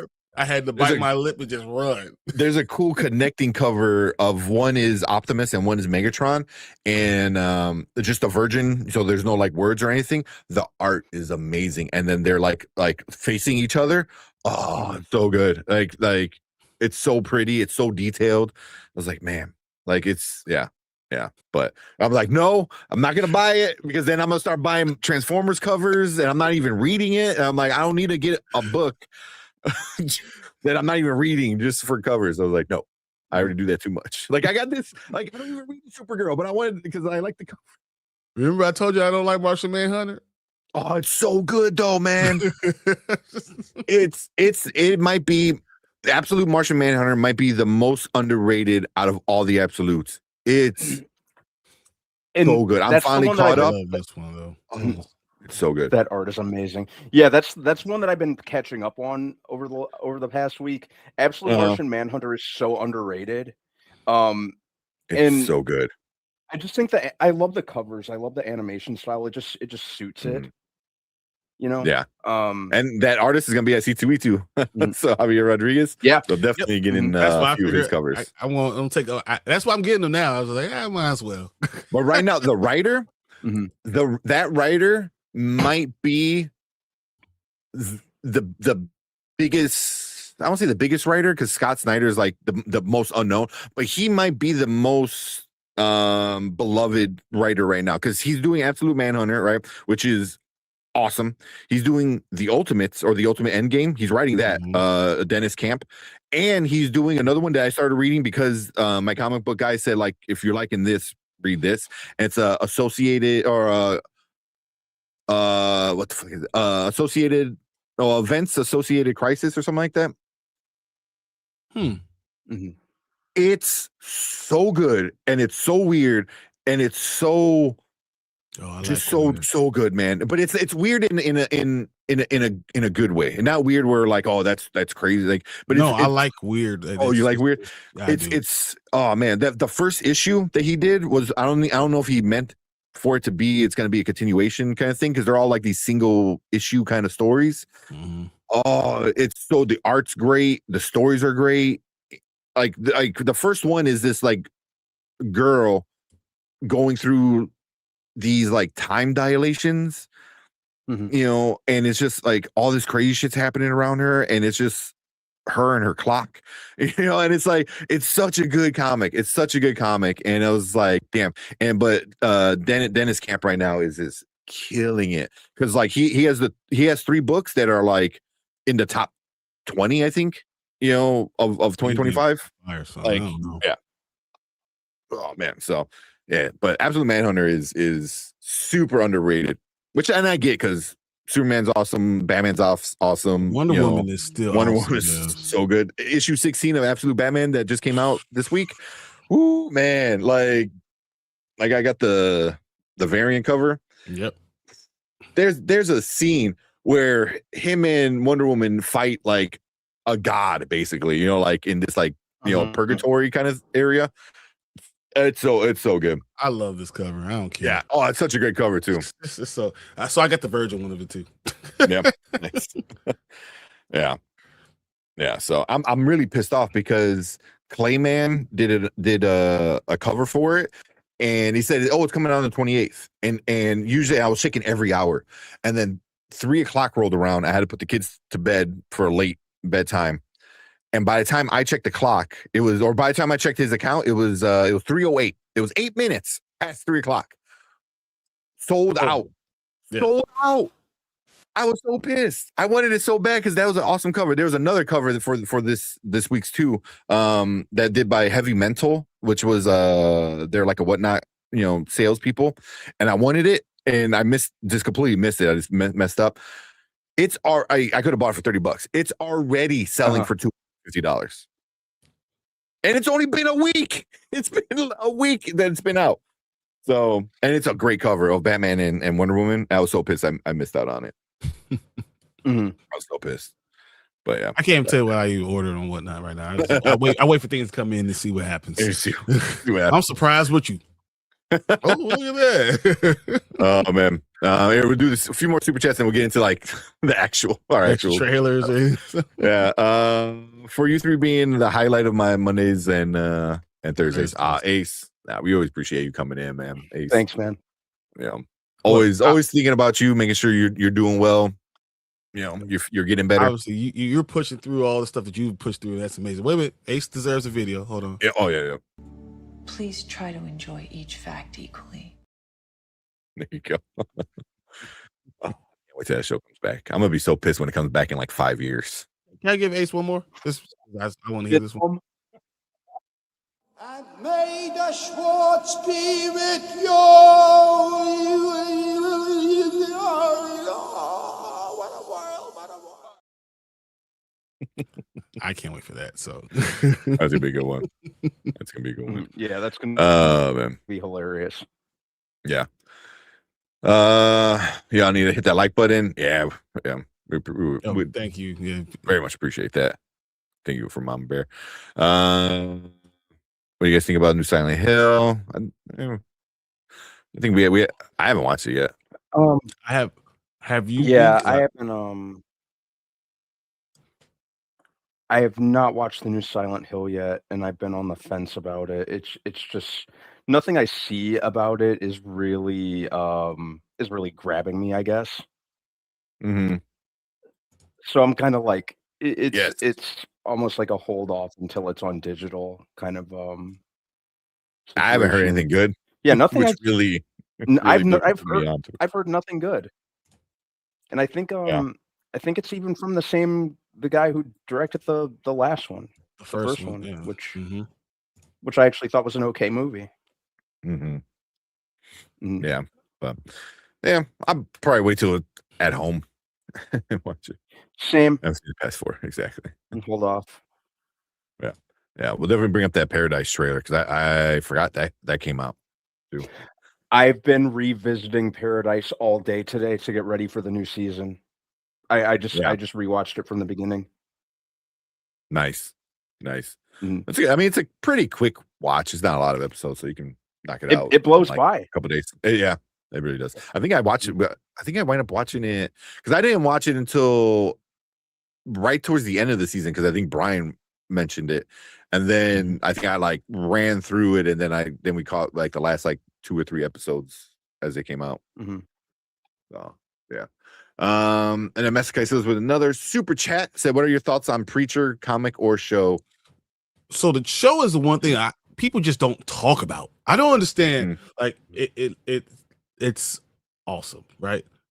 How many? It was 4. Was it 4 seasons? I feel like it was 3 or 4 seasons. I can't remember because I didn't. The last time I watched was I think it's I want to say it's 4. I can't find it right now, but great. It was very great.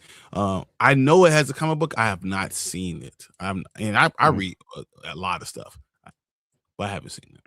Yeah, well, I know people love the comic. But it's in the freaking world, so yeah, of course. Yeah. But I haven't read it or watched it, so I can't really give an opinion.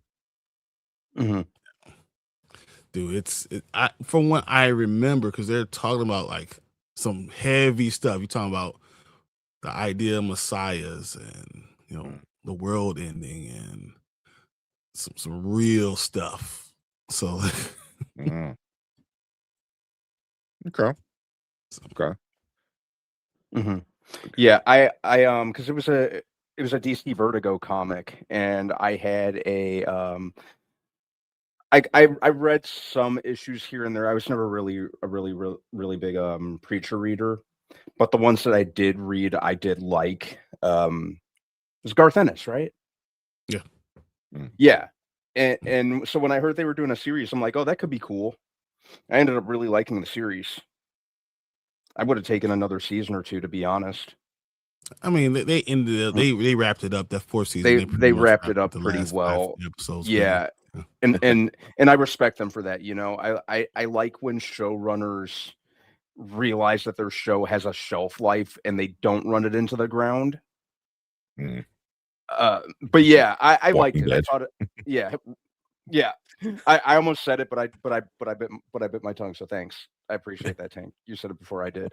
But yeah, I really liked it. I was hoping it would open the door to more like content like that. I was hoping it would lead to like a revival or a continuation of the Constantine show that was on NBC. I really liked that. But I digress. You really liked it because you liked the comic book that's why you didn't like the Keanu Reeves Constantine, even though if it wasn't Constantine, it would have been excellent movie. It was a fun movie.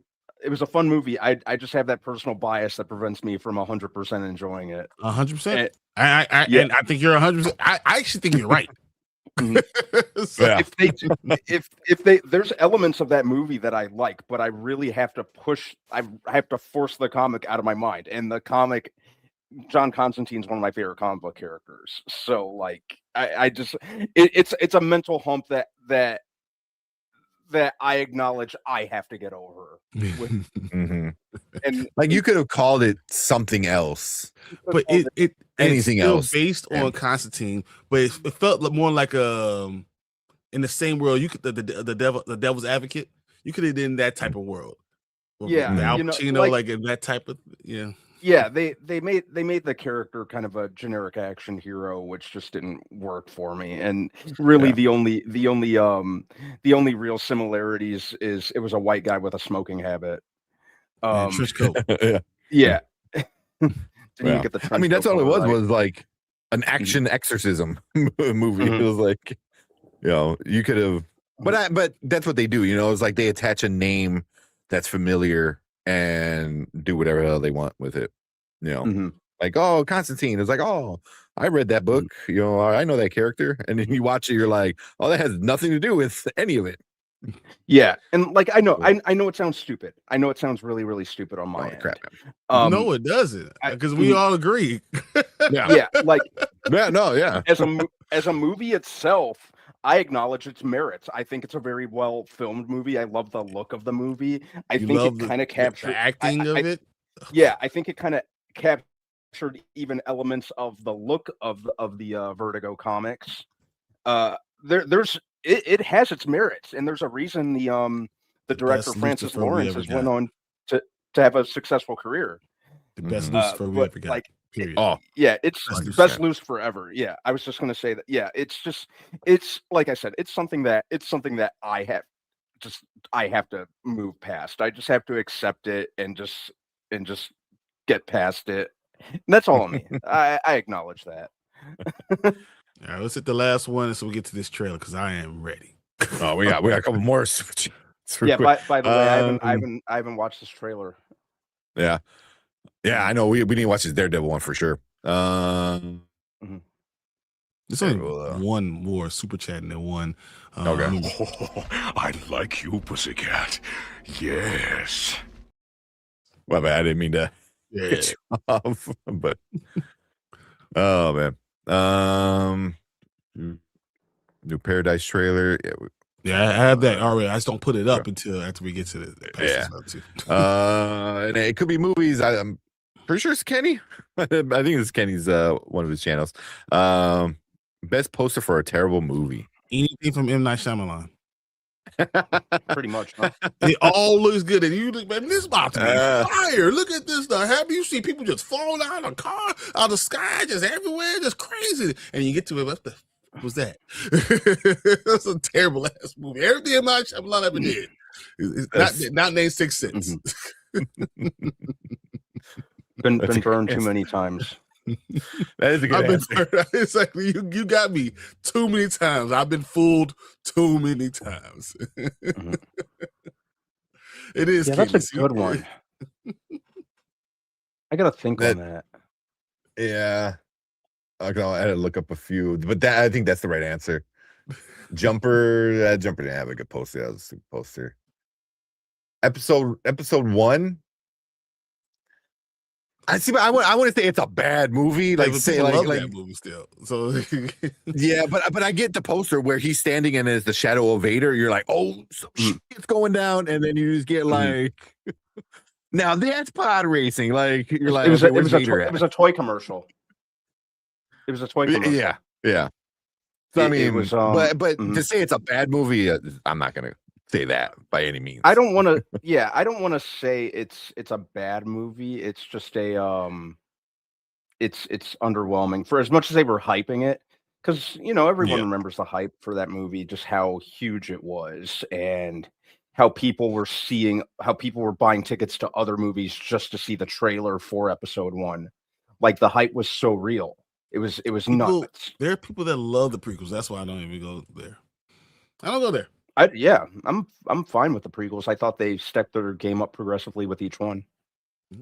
But yeah, I don't mind the prequels. But I mean, that is an awesome poster. I mean, it is an epic poster. It doesn't match the movie. Like, I would say that it doesn't match the movie. But Brian's got the right answer. It's M. Night. It's M. Night. Man. When you start saying prequels, they're gonna start talking about Qui-Gon Jinn. You're gonna start talking about Darth Maul. You're gonna start talking about Obi-Wan. See, you're opening up a can that we don't want to open. We want to get to the trailers. Yeah. We don't want to open this thing. Oh man, there, play one for you. Here you go, Kenny.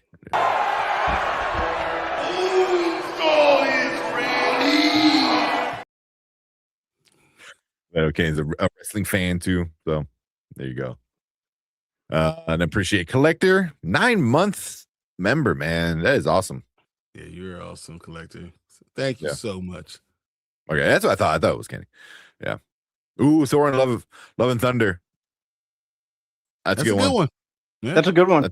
Because the posters for those poster. were super awesome. Yeah, all the posters and that. Yeah, were. We took pictures next to the poster, and they were like, "Yeah, let's go see it." And then we saw, we were like, "Oh, what happened?" I still have residual disappointment left over from that afternoon. I've never quite moved past that. The Happening. I don't hate it as much as I used to. The Crappening. I still hate it because you got to remember the anticipation for it, going for it, and then. Really? It's the trees? Yeah, you're like, Yeah, it was like, because I think like people were hyping that because it was M. Night's like first R-rated movie. The trailers were promising like it was going to be a return to form, because there were people just kind of jumping out of planes and buildings, just raining people, crazy. Like, what happened? Yeah, and they said the trees did it. And it's like, when you have air by skyscrapers and people jumping off skyscrapers, there's no.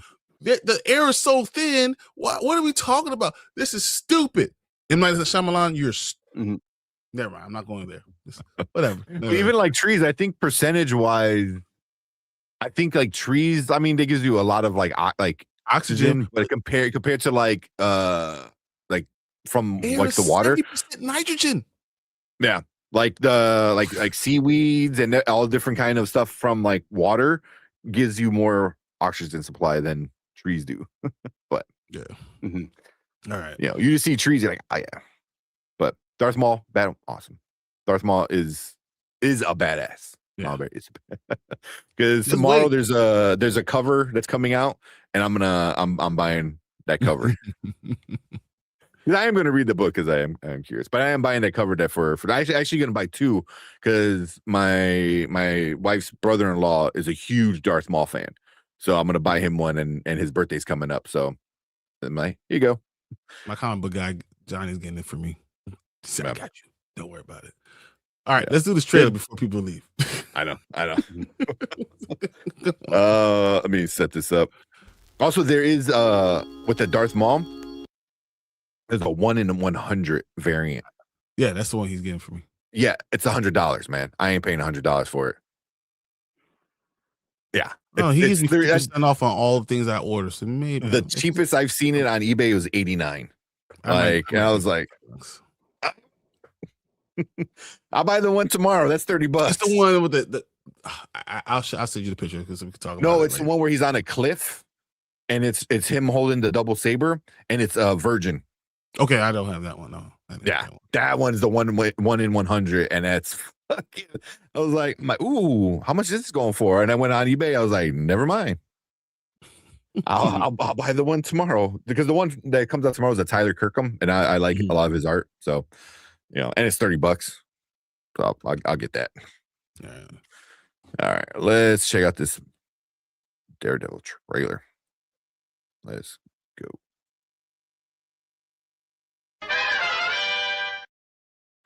All right, what is up? Welcome to Spoiler Kings. We got another trailer reaction for you guys today. This one is the new Daredevil Born Again Season 2 coming on Disney Plus later March, right? I think March. Yep, March 24th.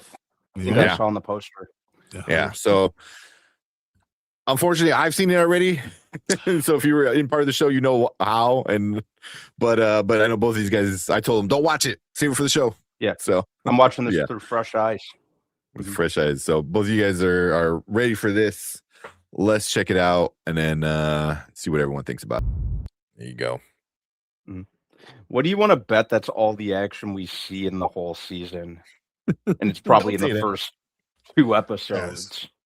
I've been fooled before. I've already been fooled once before. You're not going to do it again. That's my thoughts exactly. Yeah. Not doing it. I'm not going to be excited. No. Not about to get me a second time. Season 1 was way too frustrating a watch.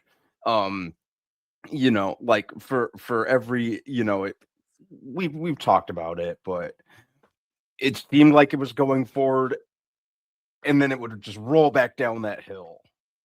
It looks too good. It looks too good. And I don't trust it. Nope.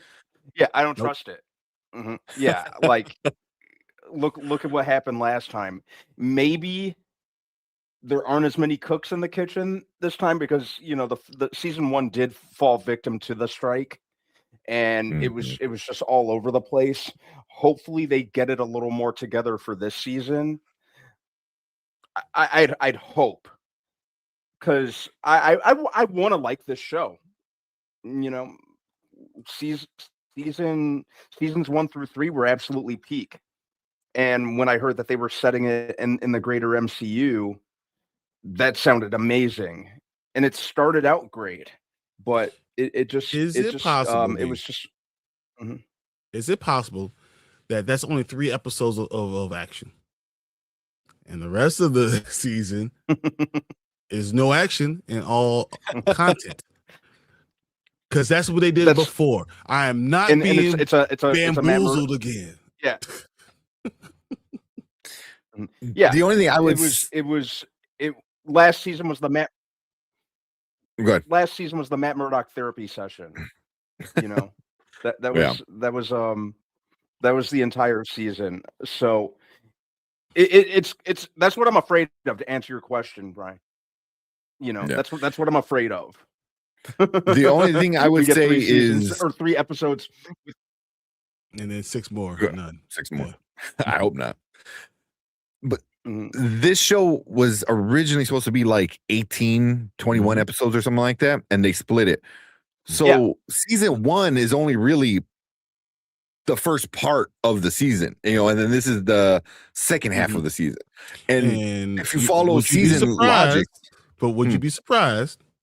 We had 3 really good episodes in season 1.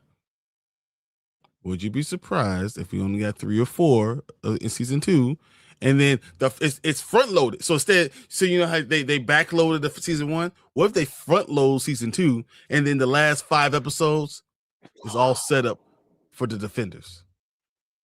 That's what I'm afraid of.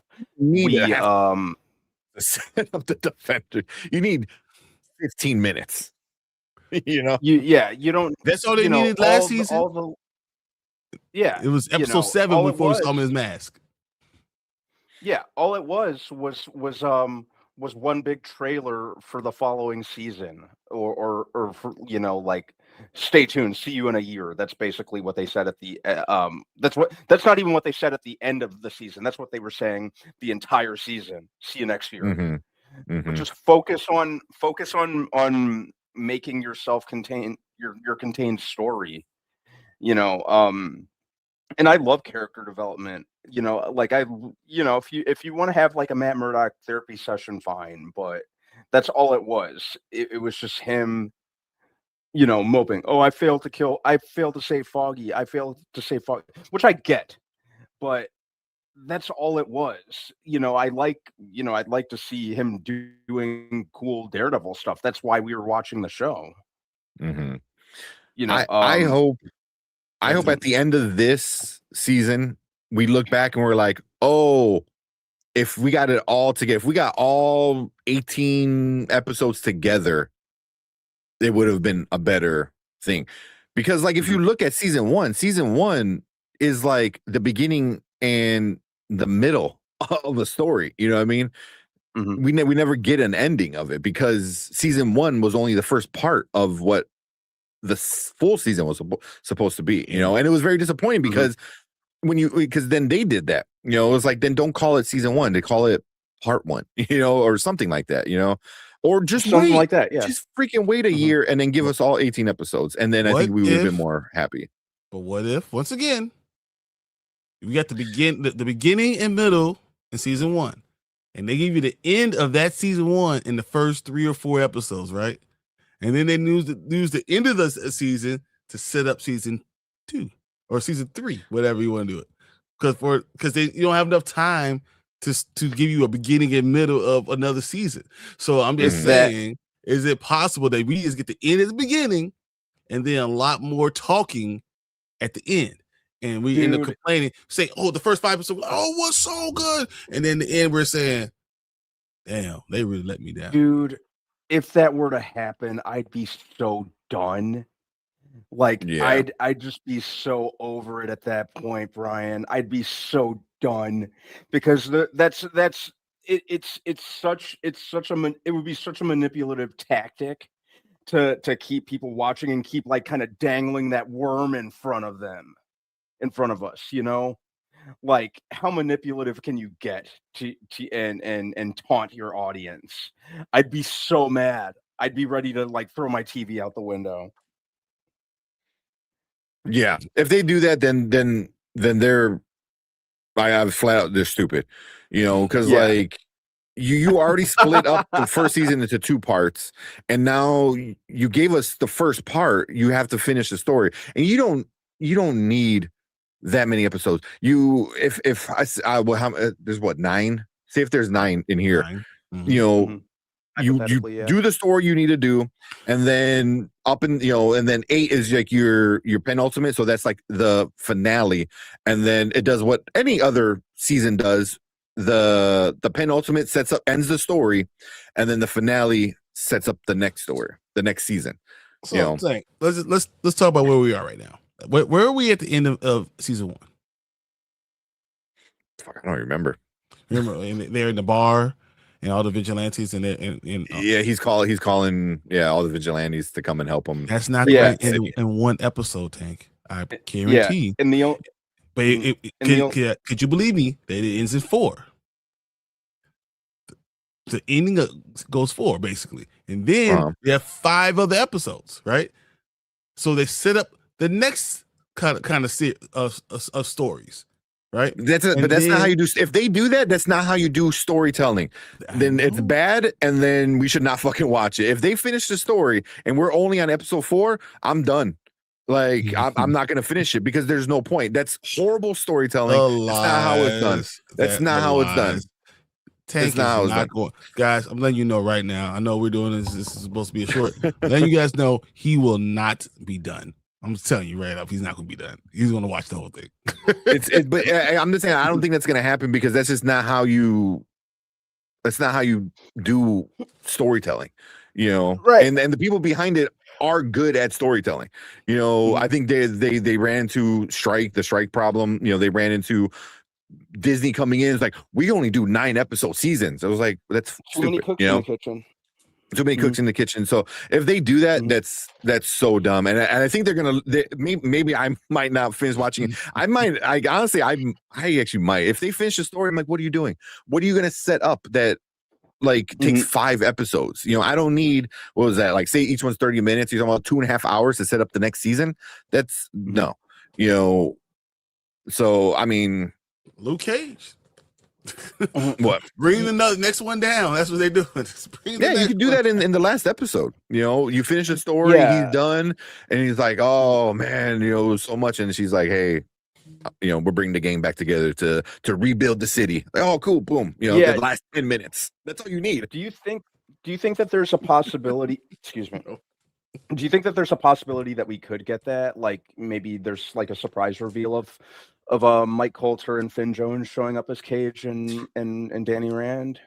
Mike Coulter 100% I think is going to be at the end of this season. Danny Rand, I don't know. Mike Coulter, there's been too many teases, too many little. I was going to say hanging out. Been way too many all these Twitter things and pictures and all this stuff. Yeah. And like a lot of the Marvel stuff. Yeah, a lot of the Marvel stuff, let's face it, are like some of Hollywood's worst kept secrets. Yeah. But here's my thing. Case in point, like set the up Andrew story Garfield reveal in No Way Home, some of the other stuff. But they set up story just to set up story. Sometimes they could do multiple episodes with very little action and set up a lot of story. I think we're gonna get a few flashbacks, because there's always those. I just hope they focus on. Yeah, I just hope they focus on the now, like the current, and just making making like a contained story that leaves the door open for following seasons, rather than playing in the audience's face and be like, oh, here you go, watch the next season. You got to see what happens next on next year. That's really what left me feeling burned about the previous season. So I hopefully things are a little more in order and not as many hands in the jar, because that's what really kneecapped last season. So I hope they avoid that trap this time, because that's where they really went wrong for me last time. I like that if they bring in Luke Cage and Iron Fist and they help like break people out of the cages and stuff like that. I like that. I like that. I don't know. Also, what's up, Travis? I don't know if they bring Iron Fist back, but I think Luke Cage for sure. Luke Cage, 100% for sure. Yeah. And even if they brought back Iron Fist, I'd be open to it, just because I don't think Finn Jones was the problem. I think the writing and like the choreography and a multitude of other things were the problem with the Iron Fist series. Because heck, like the one season that or the one episode that he showed up on Luke Cage, he was awesome on. So I think we know that he's capable. When somebody else writes his character, he's good. When someone else writes his character, when like just don't have him try to carry it. So it's don't have him carry it. Have him be part of an ensemble. Might work a lot better. Okay. Yeah. Cool. But one thing with this, when I watched this trailer, and I watched it after I knew it was an actual trailer, I watched it again, and I'm like, this might be one of Marvel's best trailers. I don't know if the show's going to be any good. I hope it's good. Trailer wise, this is one of the best trailers Marvel has ever done. I'm not even going to pretend like it's. Yeah, I'm not even going to pretend like it's not a great trailer because it definitely is. Yeah. Yeah. You know, I just hope you know, I just hope things go better this time because the trailer for season 1 was awesome. I think it had us all hyped. Exactly. I would say the first trailer of season 1 was great. So I don't know what we're talking about. Yeah.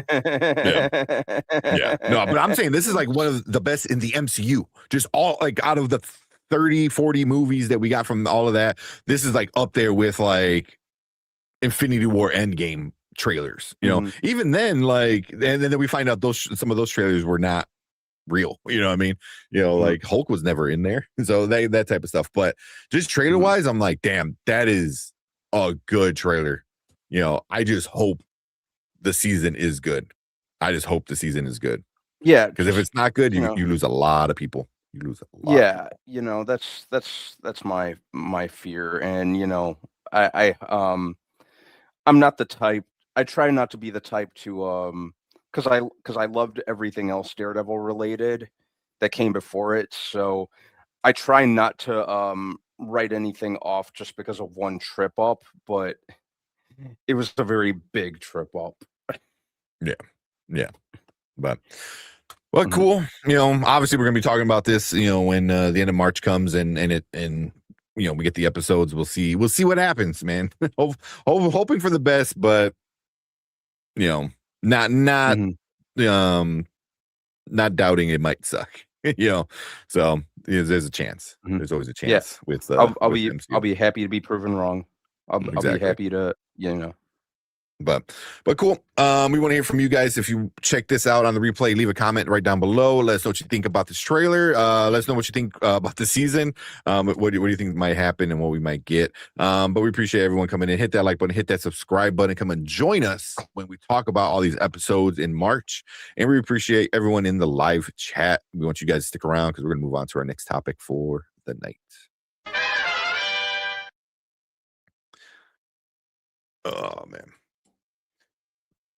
See, I thought it was a fan made because like a big lyric in his "I don't give a fuck" in that song. So I was like, okay, yeah, they're obviously, you know, if it's a fan made trailer, but rated, R-rated stuff now, so it's fine. Yeah, but they still blurt out the F word in the song. Like everybody's like, "I don't give a," and then an explosion or silence. You know, so it's like, I don't know. I was like, trailer wise, awesome. Like. But now, like, you did that. Now you got to match the season.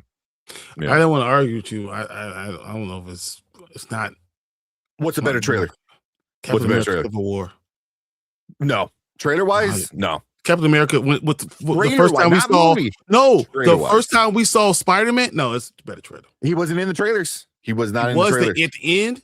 He was at the very end of the final. He literally was with the damn trailer? Captain America shield. He literally was. Very end of the trailer. Like where we go? Because I thought he came in after they did all the trailers, and then they got the permission, so they put him in the movie like last second. He was in the second trailer for Captain America Civil War, and he's in Underoos, and he comes in with the Captain America shield. And he's like, "Hey everyone, I remember that." Yeah. Yeah. Yeah. Do that one. I didn't say it's the best trailer. I say it's one of the best trailers. And then the next one would be Spider-Man again. No Way Home. No Way Home was fire ass trailer. No Way Home. But I mean, but also No Way Home, like you knew the way it was edited, they were trying to hide the other Spider-Man, but you knew they were there. You also had Doctor Strange. You had the whole conversation with all the that was a fire ass trailer. So like that was it was good. I don't think I was hyped for as much as I think that's probably the number one ranked trailer for all Marvel. Is it? You would think it would be Infinity War, or even Age of Ultron was a good ass trailer. Age of Ultron was a fire trailer. All the trailers for that were awesome because it was giving off like Empire Strikes Back vibes, like shit's about to get real. So I don't know. See, Deadpool Wolverine was number 1 with 365 million views in 24 hours. Spider-Man No Way Home was number 2, and Avengers Endgame is number 3. So those are your top 3. Ragnarok was an amazing trailer. Mhm. Would I rather watch this trailer or Ragnarok? I'd rather watch Ragnarok.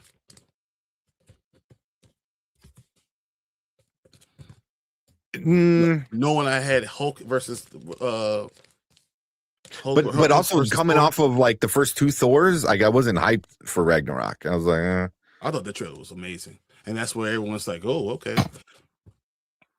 But we're gonna do Super not Mario. many. Then, Yeah, Super Mario, you want to do? then, You can do. Then I think we watched. Paradise. Yeah, we'll watch. You already did it? For sure, Paradise. But we watched. But we could. I haven't put it out yet, so we can. No, we could do it with you. Do Paradise. Yeah, that I haven't seen. I actually forgot about it. I didn't even. First Black Panther trailer was awesome. Yeah, that was a good one. That was a really good one. There's some good trailers, man. I don't know if I thought the Daredevil trailer was better than some of these other ones we got, man. I'm still resentful towards season 1. Mm-hmm. So I'm a little biased. Collector out of here. All right, good night, Collector. Good night, Collector. Have a good night, man. But yeah, the night nurse, if she returns, that would be awesome. I doubt she's coming back though. I doubt she's coming back. Iron Man 3 with him dragging the suit was also epic. It definitely was, and that was like fresh off of the first Avengers movies. That seemed like it was going to be dark, like the voiceover with the Mandarin, and then we get Trevor Slattery. Yep. Which admittedly we got Iron Man 3 in general, and you're just like, oh, what the Which admittedly, when I was in the movie theater, with the Trevor Slattery reveal, I'm kind of ashamed to say this, but when the reveal happened, I laughed, and I couldn't stop laughing, and I was so caught off. I think it was because I was so caught off guard and didn't expect it, and it wasn't like a ha that's funny type thing, even though I did kind of find it like a little stupid. It was like, what is going on type funny or type laugh. The first Guardians trailer? The first Avengers was better than me. The first Avengers one. The first Avengers trailer was pretty awesome. But that was also like because you see everyone, and there the circle up, and you see all of them sitting there. That was epic. That was an epic one. Mm-hmm. I would put the Guardians 3 over their Guardians 1 trailer because you didn't know what the hell it was. Yeah, because I was just watching a clip today, and I guess the guy who was supposed to play Star-Lord was oh my god, the guy from It's Always Sunny. The guy that's always screaming. I can't think of his name. Because there's the stupid one, there's the buff one, and then there's the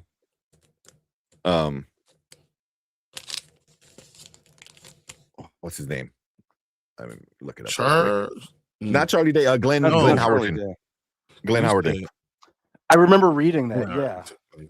He was gonna. Charlie Day as Star-Lord. Jesus. Yeah. But yeah. Glenn Howerton, I guess it was his until Chris Pratt got it, and then but Glenn Howerton was his number 2 choice. So I was like, that would have been an interesting movie if he got it. I don't know if I remember, man, but Iron Man, the first Iron Man trailer was fire. Oh yeah, it was. Yeah, mm-hmm. But that was definitely like, as a comic book fan, I'm like, holy shit, that looks awesome.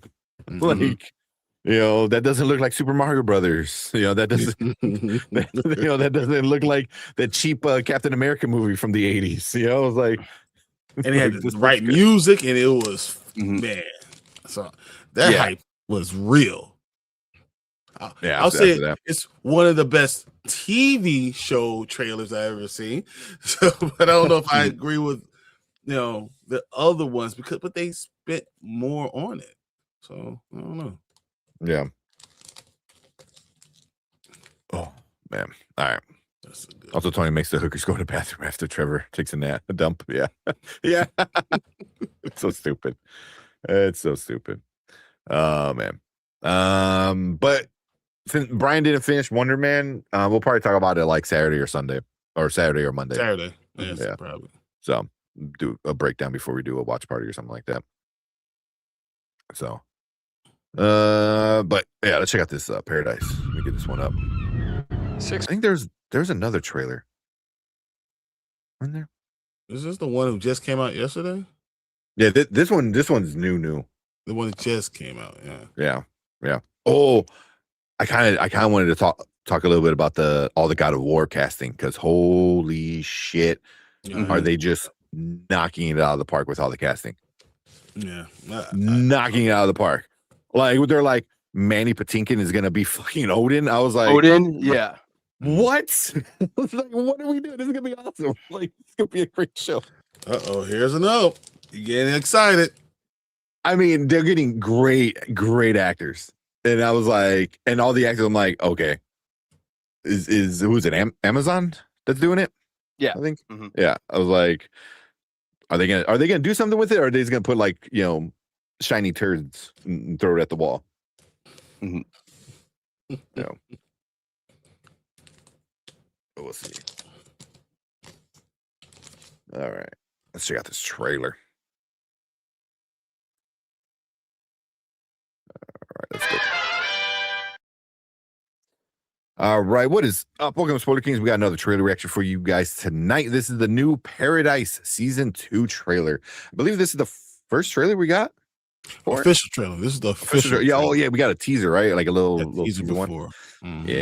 Yeah. So I'll put a link above Brian's head over there so you can check us out talking about Paradise, because we were a little late to the game, but man, we liked it a lot. A lot. So we are for sure gonna be checking this out as it drops. But until then, let's check out this trailer and see what season 2 is gonna be. 6 months ago, our lives changed forever. We don't have much time. Go.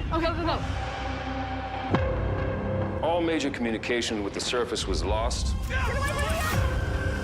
The world outside is no longer survivable. After everything that's happened, could my wife have survived? Could somebody be okay up there?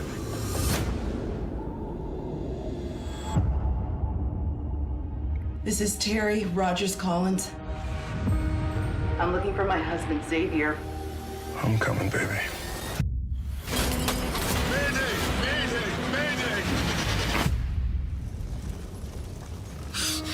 I spent the last 3 years in an underground bunker. Wow, so it's real. Yeah, it's real. What's it like? Just like before, only creepier. The longer we were down there, the more the seams began to show. This bunker, there's something that nobody knows about. Something dangerous. Let's go get my wife. Out here, the little things will kill you. Shailene Woodley? Are you compromising the safety that of what it this is? bunker For your own personal gain? We have bigger problems. We're coming, Em. And we will end this. I promise you, people are built to survive. They are resilient. I'm going to do whatever it takes to protect what I've built. I came a long way to find my wife. So where the hell is she? I have a plan for all of us. It's never just about the bunker.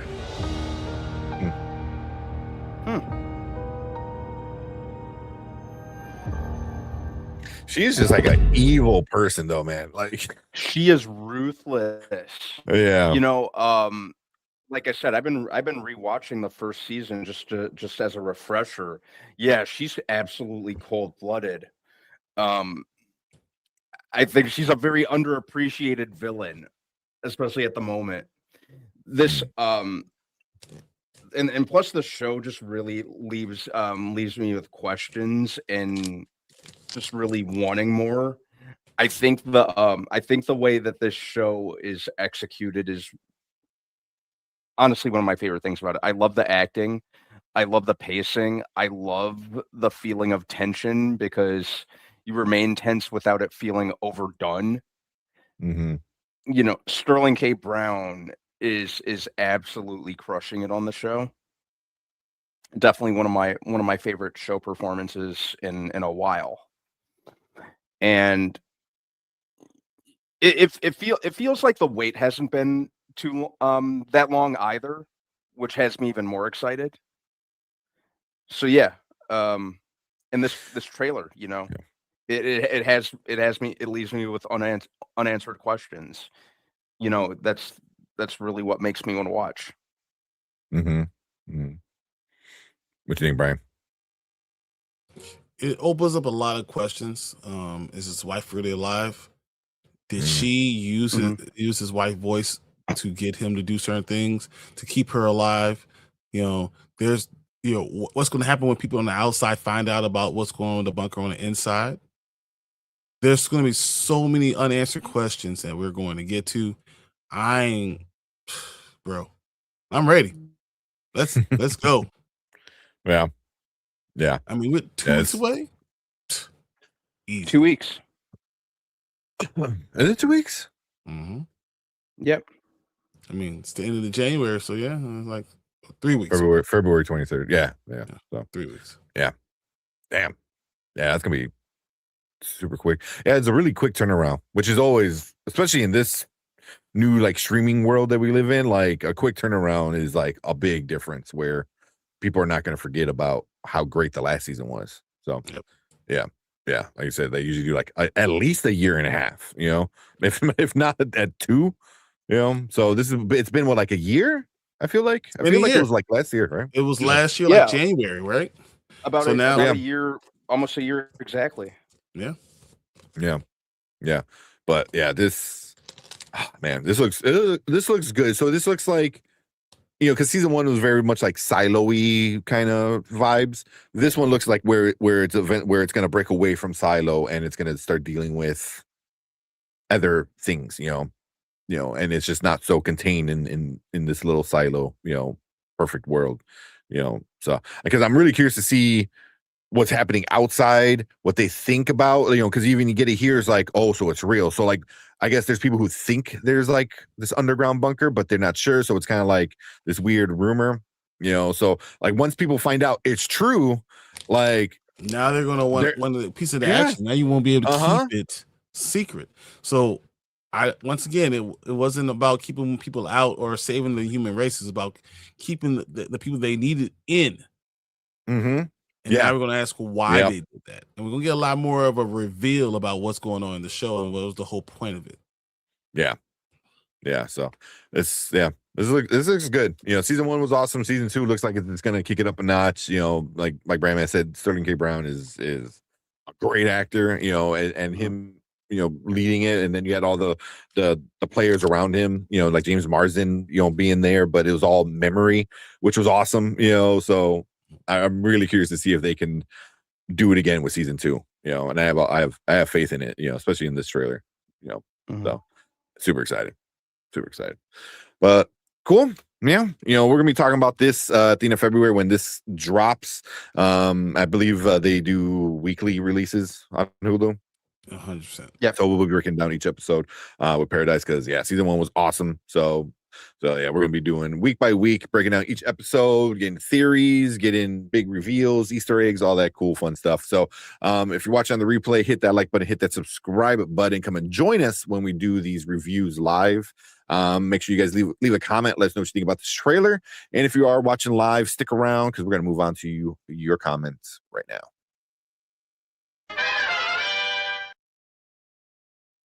Cool.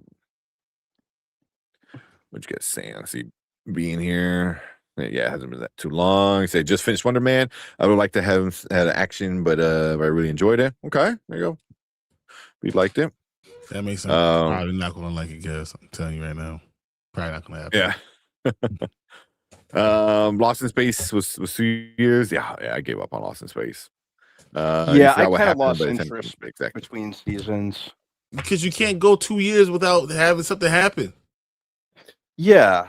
And Yeah. was it I mean, Was even it- Avatar was the la- can make it every 2 years. Come on. yeah, and was the last season? I can't remember. The last season was delayed due to COVID, right? Oh, I don't even Memory serves me remember. correctly. Or am I?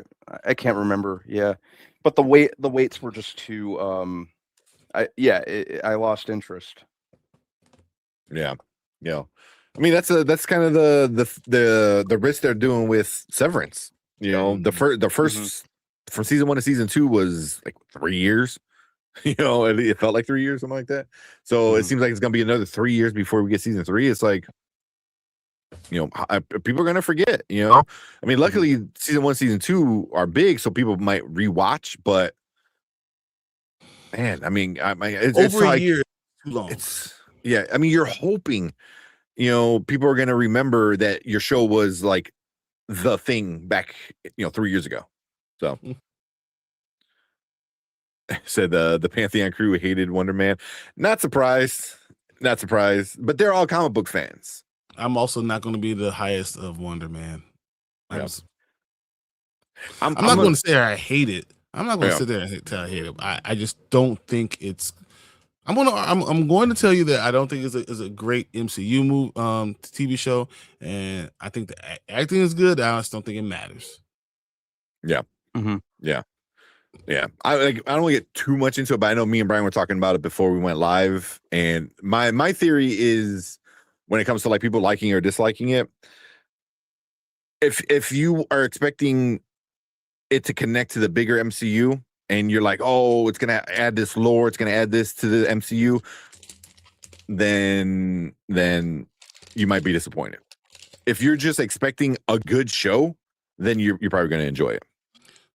I think that's different. I'm still not sure it's a good show. It's a good show. I think it's a good show. It depends on what you guys like and your level of comedy and your level of callbacks and stuff. If you enjoy that type of thing, if you don't, there's gonna be things that you're gonna be like, okay. It's a low risk. Everything's low risk. There's no you can't expect a conventional superhero show, and I think a lot of people did. It's the superhero based stuff seems it's more of a backdrop type thing, especially when it comes to the character of Simon. It work in the MCU. Sorry, one more time. Does that work in the MCU? It didn't superhero being the backdrop in the MCU. Yeah, it could. It doesn't even really have any repercussions on the greater universe as a whole. It doesn't. But that's why I think people might be disappointed. Because it's what we come to expect now, right? Yeah. So that's why it's like, if you're expecting this big universe expanding thing, or it's going to do something to MCU in one way or another, you're probably going to be disappointed. If you're just expecting a show and a story that just happens to take place in the MCU, if that's all you're expecting, I think you'll be like, okay, but there's no risk, like Loki had big risk into what it's doing to the universe. Captain America, obviously, also big risk. WandaVision, like those play into what's happening in even Miss Marvel, played into what's happening into the MCU. This kind of doesn't, and it could be a bad thing, it could be a good thing. It depends how you kind of what you want. So I don't know. I don't know. I've seen enough to say that. Well, I'm going to finish it because I think it's great acting. Great acting. It's very well acted, and it's really much a testament to Yahya Abdul-Mateen's acting, because he's fire. Yeah, he's really underestimated with just how versatile he is. Because if you look at all of his roles leading up to this, he always plays something very, very different than his last role. So it's really a testament to him as an actor. And I like the self-aware nature of it. It even kind of, if you're familiar with him as an actor, it even feels a little self-aware when it comes to his range. Mm-hmm. So, you know, as kind of like a detour from usual MCU stuff, I appreciated it, but I can get how it's inevitably going to be divisive. Yeah, it's. I'd say besides Eternals, it's probably the most different MCU project. You know, Eternals was the most different by far. You know, by the storytelling and She-Hulk. everything they're doing. She-Hulk. Yeah, that's She-Hulk that's was up there too. way Because it was just way too meta. It was just way too much. Yeah, it was too much. But even then, I think it was trying to be like Deadpool, and it failed. You know, yeah, but it was different. And then having the court of law and having even the way that Tatiana Maslany, she even did it, it was very different. So I feel like it was trying to, because even she was talking to the camera at times. So I was like, it's just break the fourth it was wall, like Deadpool, yeah. You know, where like this, I can't think of another show that was like this. So, but at the time, Deadpool wasn't an MCU thing. Yeah, I mean, but it was. Yeah.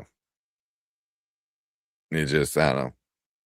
This I just was like, you know, it's not the stereo like Brand Davis saying. It's like the superhero's not doing superhero stuff in the superhero show.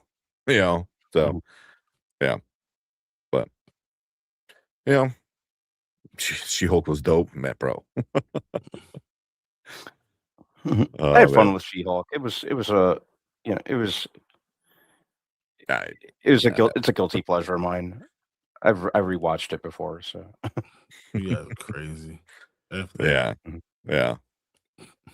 Once they did what they did at the end, I was like, oh, what are we doing? What are we doing? But oh man, but we'll get into a full review once Brian finishes the last few episodes. But yeah, Secret Invasion was, oh god, that was the worst. That was the worst of the worst. Secret Invasion. They ruined Nick ass. Fury. Ruined Nick Fury. Just Secret Invasion was not just was not just slop. It was ass. Yeah, it was the so slop that came out of bad. ass. It was like you kill a character that people love, you ruin another character that people love. You kill two characters that people kind of liked. You know, one for sure with Hill, the other one with the scroll guy. I can't think of his name. And then you ruin Nick Fury. And then there's a super scroll just running around now, and you're like, what are we gonna do with that? It's too bad. It's too bad because it could have been amazing. Talos. Thank you, Travis. Yeah. It's too bad because it could have been really awesome. And it should have been bigger in scope or in scale. I'm sorry. What are you guys talking about? Secret Invasion. Yeah, that's Secret Invasion. It should have been a much bigger show. They could have had other characters in it alongside Nick Fury. Oh, it just so messed up, Brody. You know. Yeah, it really messed up Rhodey. Yeah. That was trash. That was trash. And it should have been a lot more. Well, yeah.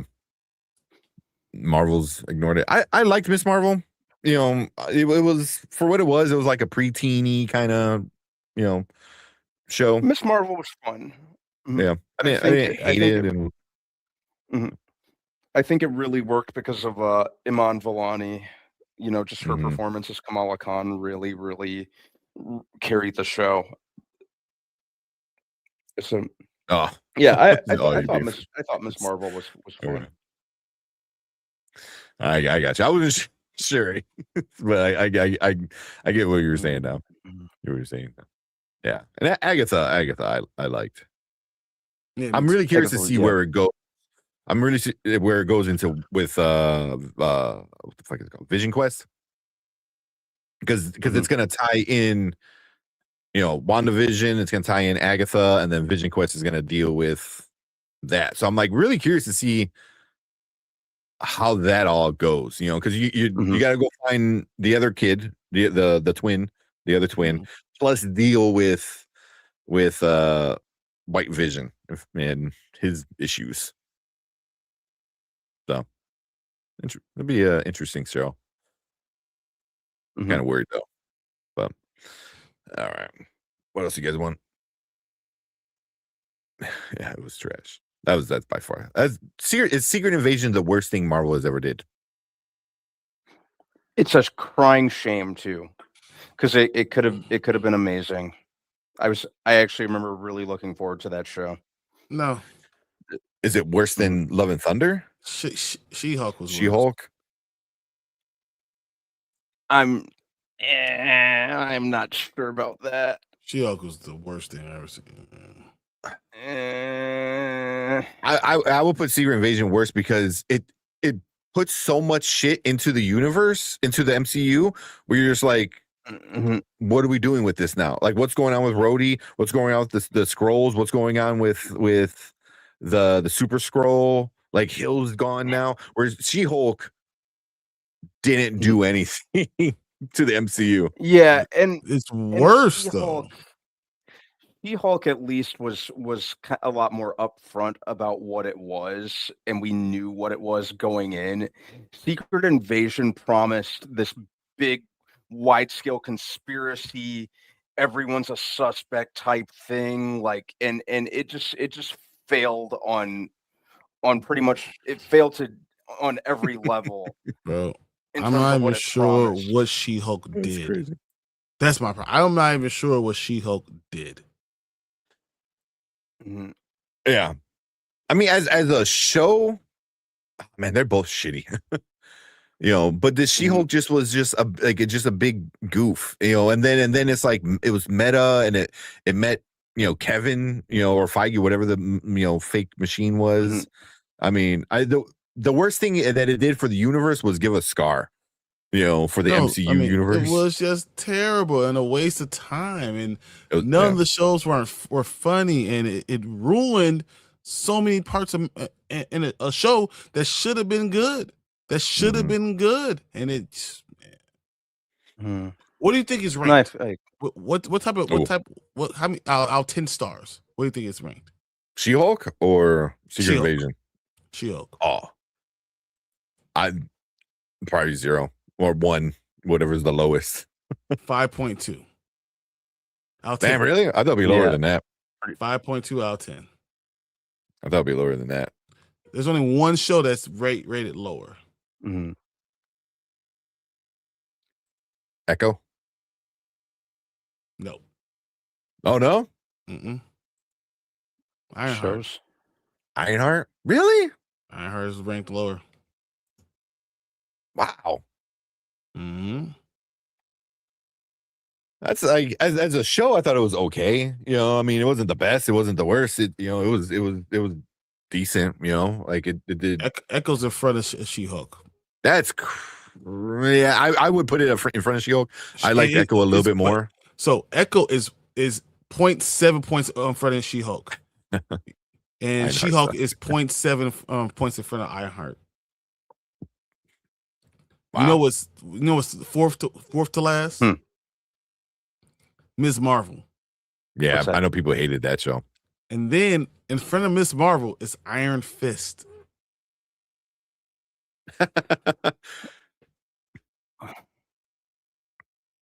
Secret Invasion is 10. Really? What? Damn. I think Secret Invasion is the second worst thing I've ever seen. Ace, I know you say he's for real. He's for real. When the show was he loved the show. He really loved it. This is not a joke. This is 100% him. He's part of that 5.2. Yeah. If you count the Netflix stuff too, I mean that one's probably the worst of the Netflix stuff for sure. Yeah, the Hawkeye was okay, and they definitely Disney Channeled that ending for sure. But Miss Marvel was getting a lot of hate because it didn't feel adult enough, and then But that's what it's supposed to be, and that's whatever. I don't care exactly. But you can say the same thing about She-Hulk. She-Hulk is supposed to be what it is. It's just anyway. Well, She-Hulk was supposed to be funny, and it wasn't. That was kind of part of the problem. Hawkeye was fine. Hawkeye was good. I have no problem with Hawkeye. The ending was a little lackluster, but overall, like I enjoyed Hawkeye, you know, until the point where like Kingpin gets hit by a car and just gets up and walks away. You know, I was like, okay, you know, yeah, Legion. Oh, Legion is awesome. Season 2 got a little weird, but yeah, that final season was epic. Yeah, Legion was really good. But yeah. So Aces, I watched it, Miss Marvel with my daughter. We both liked it. It made me happy. Yeah, I mean that's who it's made for. It's made for, I'll say 8 to 14, somewhere in that range. You know, like especially I would a little much rather watch Miss Marvel than watch She-Hulk. Yeah, and it's not that's not even close to me. Yeah, but I mean, like, again, I get if you're expecting like more of like an adult kind of thing with big, you know, like Loki. Loki's or WandaVision, you know, like, you know, deals with a very serious stuff. It's very big. It's very grand. You know, it's affecting the greater MCU. You know, Miss Marvel was very. It affected the greater MCU, but not big. You know, like, oh, here's this space artifact. You know, that you find out is not even giving her powers because she's a mutant. You're like, okay, I guess. So, I don't know. You know, see the comedies I can't take your. You don't even like Ted. Oh, we like Ted. Oh, I like Ted. I love Ted. Yeah. I don't think anyone didn't like Ted. So yeah, no, Ted was awesome. Yeah, even the series. I'm excited for the second season coming up. Yeah. No, I can't say karaoke right because of the mom. How did she say? I can't remember. Karaoke or whatever she said. Yeah. Yeah, and also, what's her name is awesome. The mom. I'm drawing a blank on her name. Alana Albach. Yes. Oh Yes. man, she is a legend. She's a legend. I was watching an interview with her. She played Danny DeVito's daughter, right, in a movie back in like the early 90s, maybe late 80s, right? Yeah. And then decades later, she's playing like a hooker dating Danny DeVito in like Sunny, Always Sunny. And, you know, so I was like, that's crazy how you go from being his daughter to being like a hooker. Old man do. That's what happens, man. But it's like she had talked to him, was like, in this movie, you're like hugging him, like, oh, hey, dad. And then like decades later, like, hey, I'm just going to grab you and like, you know, stick my tongue down your throat. And he's like, okay. But she's a great actress, man. Like, if it's like she was in Last of Us, she was in Beakman's World, you know, so yeah, she's in, and you know, Waiting. She was in Waiting. She's just a super awesome. Waiting, yeah, super funny. She was in this she had a bit part in this early 90s. It was like such a 90s movie called Airborne. Seth Green was in it. She was Seth Green. Well, like she's Seth Green's girlfriend by the end of the movie. She Airheads? Airborne. It's like a rollerblading movie. She was in Airheads? No, that's I was surprised. I was like, what? No, it was. Oh my god, Airborne. I did. Seth Yes, Green I watched this one. Jack Black is in it. Yeah. Seth Green was in it. Jack Black was in it. My god, I saw that. Yeah. That does not sound like I used to have anything to do with me. I used to have looked my it up. parents I'm like, rent I that saw for that. me all the time. It's such an early 90s movie. Yes. Yeah. And got me into Holy rollerblading, shit. actually, if I'm being honest. That's the movie that really got me into rollerblading as a kid. Is that the one where at the end they do like a race downhill and it's like all like crazy? A race downhill. Yeah. And it's played like super serious. Yeah, they're like lined up to do the aerodynamics and then like shit like that, right? Yeah, I remember and they're that. going It's like so up. fucking They're going up like hill inclines and like launching like 10 feet off the ground and stuff like that. Oh man, I remember that. I did not realize she was in it. Although it's been like was probably 93 might have been the last time I actually watched it. So Mhm. holy shit. I dude. used to watch that so much. Yeah. Man, it's real mental health. Ah, man. From She-Hulk and Miss Marvel movie. Jesus. Oh man. Oh man, Tim was a live action Family Guy, pretty much. Yeah. Yeah. Actually, dare I say, I Depends on liked the- it a little more than Family Guy. Family Guy, as far as Seth MacFarlane goes, I still watch it, but it's kind of at the bottom of my list with him, just because they just run too many jokes into the ground for me. Everything is running to the ground. Inhumans. But I like it was a horrible show. I like American Dad, and I like American Dad more, if I'm being honest. Yeah. Now you're talking about you're talking Brandon's language, animated. Yeah, Inhumans sucked. Inhumans was a bad show. Yeah. All right. Oh. Ace, remember that one? Yeah. All right. Man. What are you guys think? You want to get out of here, or I think that was the last trailer. Yeah, I'm too tired. Yeah, I know you got to be super tired. I get up at 4:30. I'm done. Yeah, what else do we have? All right. Yeah, about nothing else that can't wait. Oh, there you go. American Dad starts this week. Agent of S.H.I.E.L.D. It was good until it wasn't good. I don't know if it's a spoiler. It's been out for a while. Once they killed Coulson, the show sucked. After that, it was not good. Yeah, they go into space and killed him, unkilled him, just to kill him again. Yeah. Exactly. Yeah.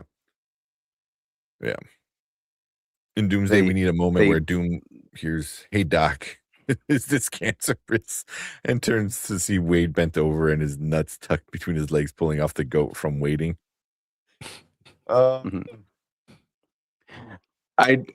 just want to hear Wade start to drop a tactical F-bomb and then stop himself and just say, "Oh, I forgot I'm in a PG-13 movie," and then maybe like another character is like, "Who is he always talking to?" And they like look and they're like, "What are you talking to?" Yeah. You don't see him? The audience is like, "What are you talking about?" Yeah. There you go. All right. Yeah, but let's get out of here. Yeah. Saturday, yeah, we'll talk Wonder Man and then we'll do a watch party. Yeah. So because I know it's not a short. It's not a short movie. So yes, no, this is not. Yeah, it's like 2 hours, or is it longer than 2 hours? I think it might be longer than 2 hours. Yeah. We watched 3 hours of whatever. Yeah. But yeah, we'll see. We'll see. I'll put a poll out and see if we want to watch The Expanse or watch Wrecking Crew for Saturday.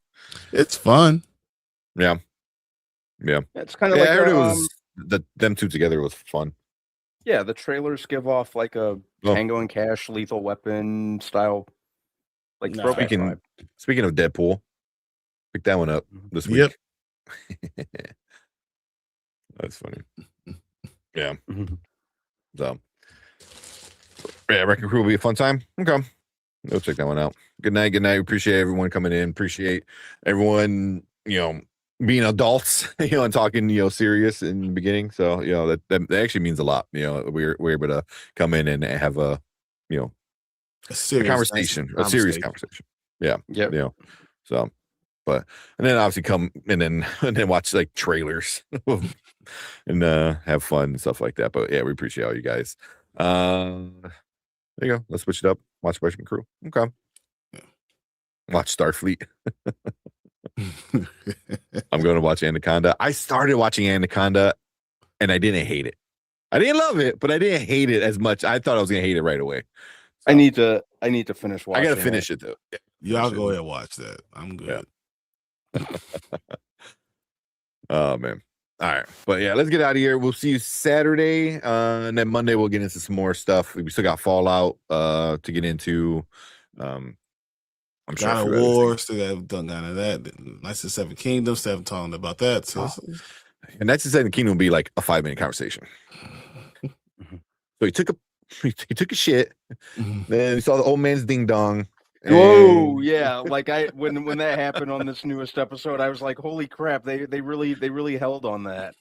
Like, look at it. Look at it. I'm like, I don't want to look at it. Didn't they show him pissing or something too? Yeah.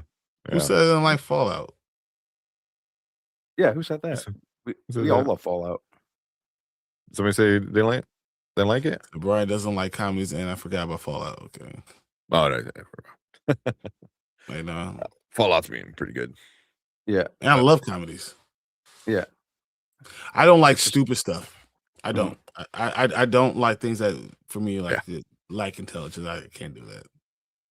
Like this potty humor. Yeah. That's not me. Yeah. But there's a place for it. So it's because I don't like it doesn't mean there's not a place for it. Yeah, so a lot of people that like it. Yeah. Yeah, but cool. Let's get out of here. We'll see you guys on Saturday. Have a good weekend. Have a warm weekend. I know it's gonna be cold again, so be safe out there if you got to get out there and move around. But we will see you guys on Saturday. And I'll appreciate all the super chats. Thank you guys so much for all the super chats. Holy crap, man. You guys are all awesome. Yeah, that's amazing. Yeah. I had to do big shout out to all you guys, I'm just happy we had the conversations and having all the super chats and all the stuff that's coming up. You guys are amazing. And I want to say, ask Jeeves, take care of your father's home. Still condolences for your family. Yeah, just didn't want to get out of here without saying that. Yep. But all right, we'll see you guys on Saturday. Later. All right. Good night, everyone.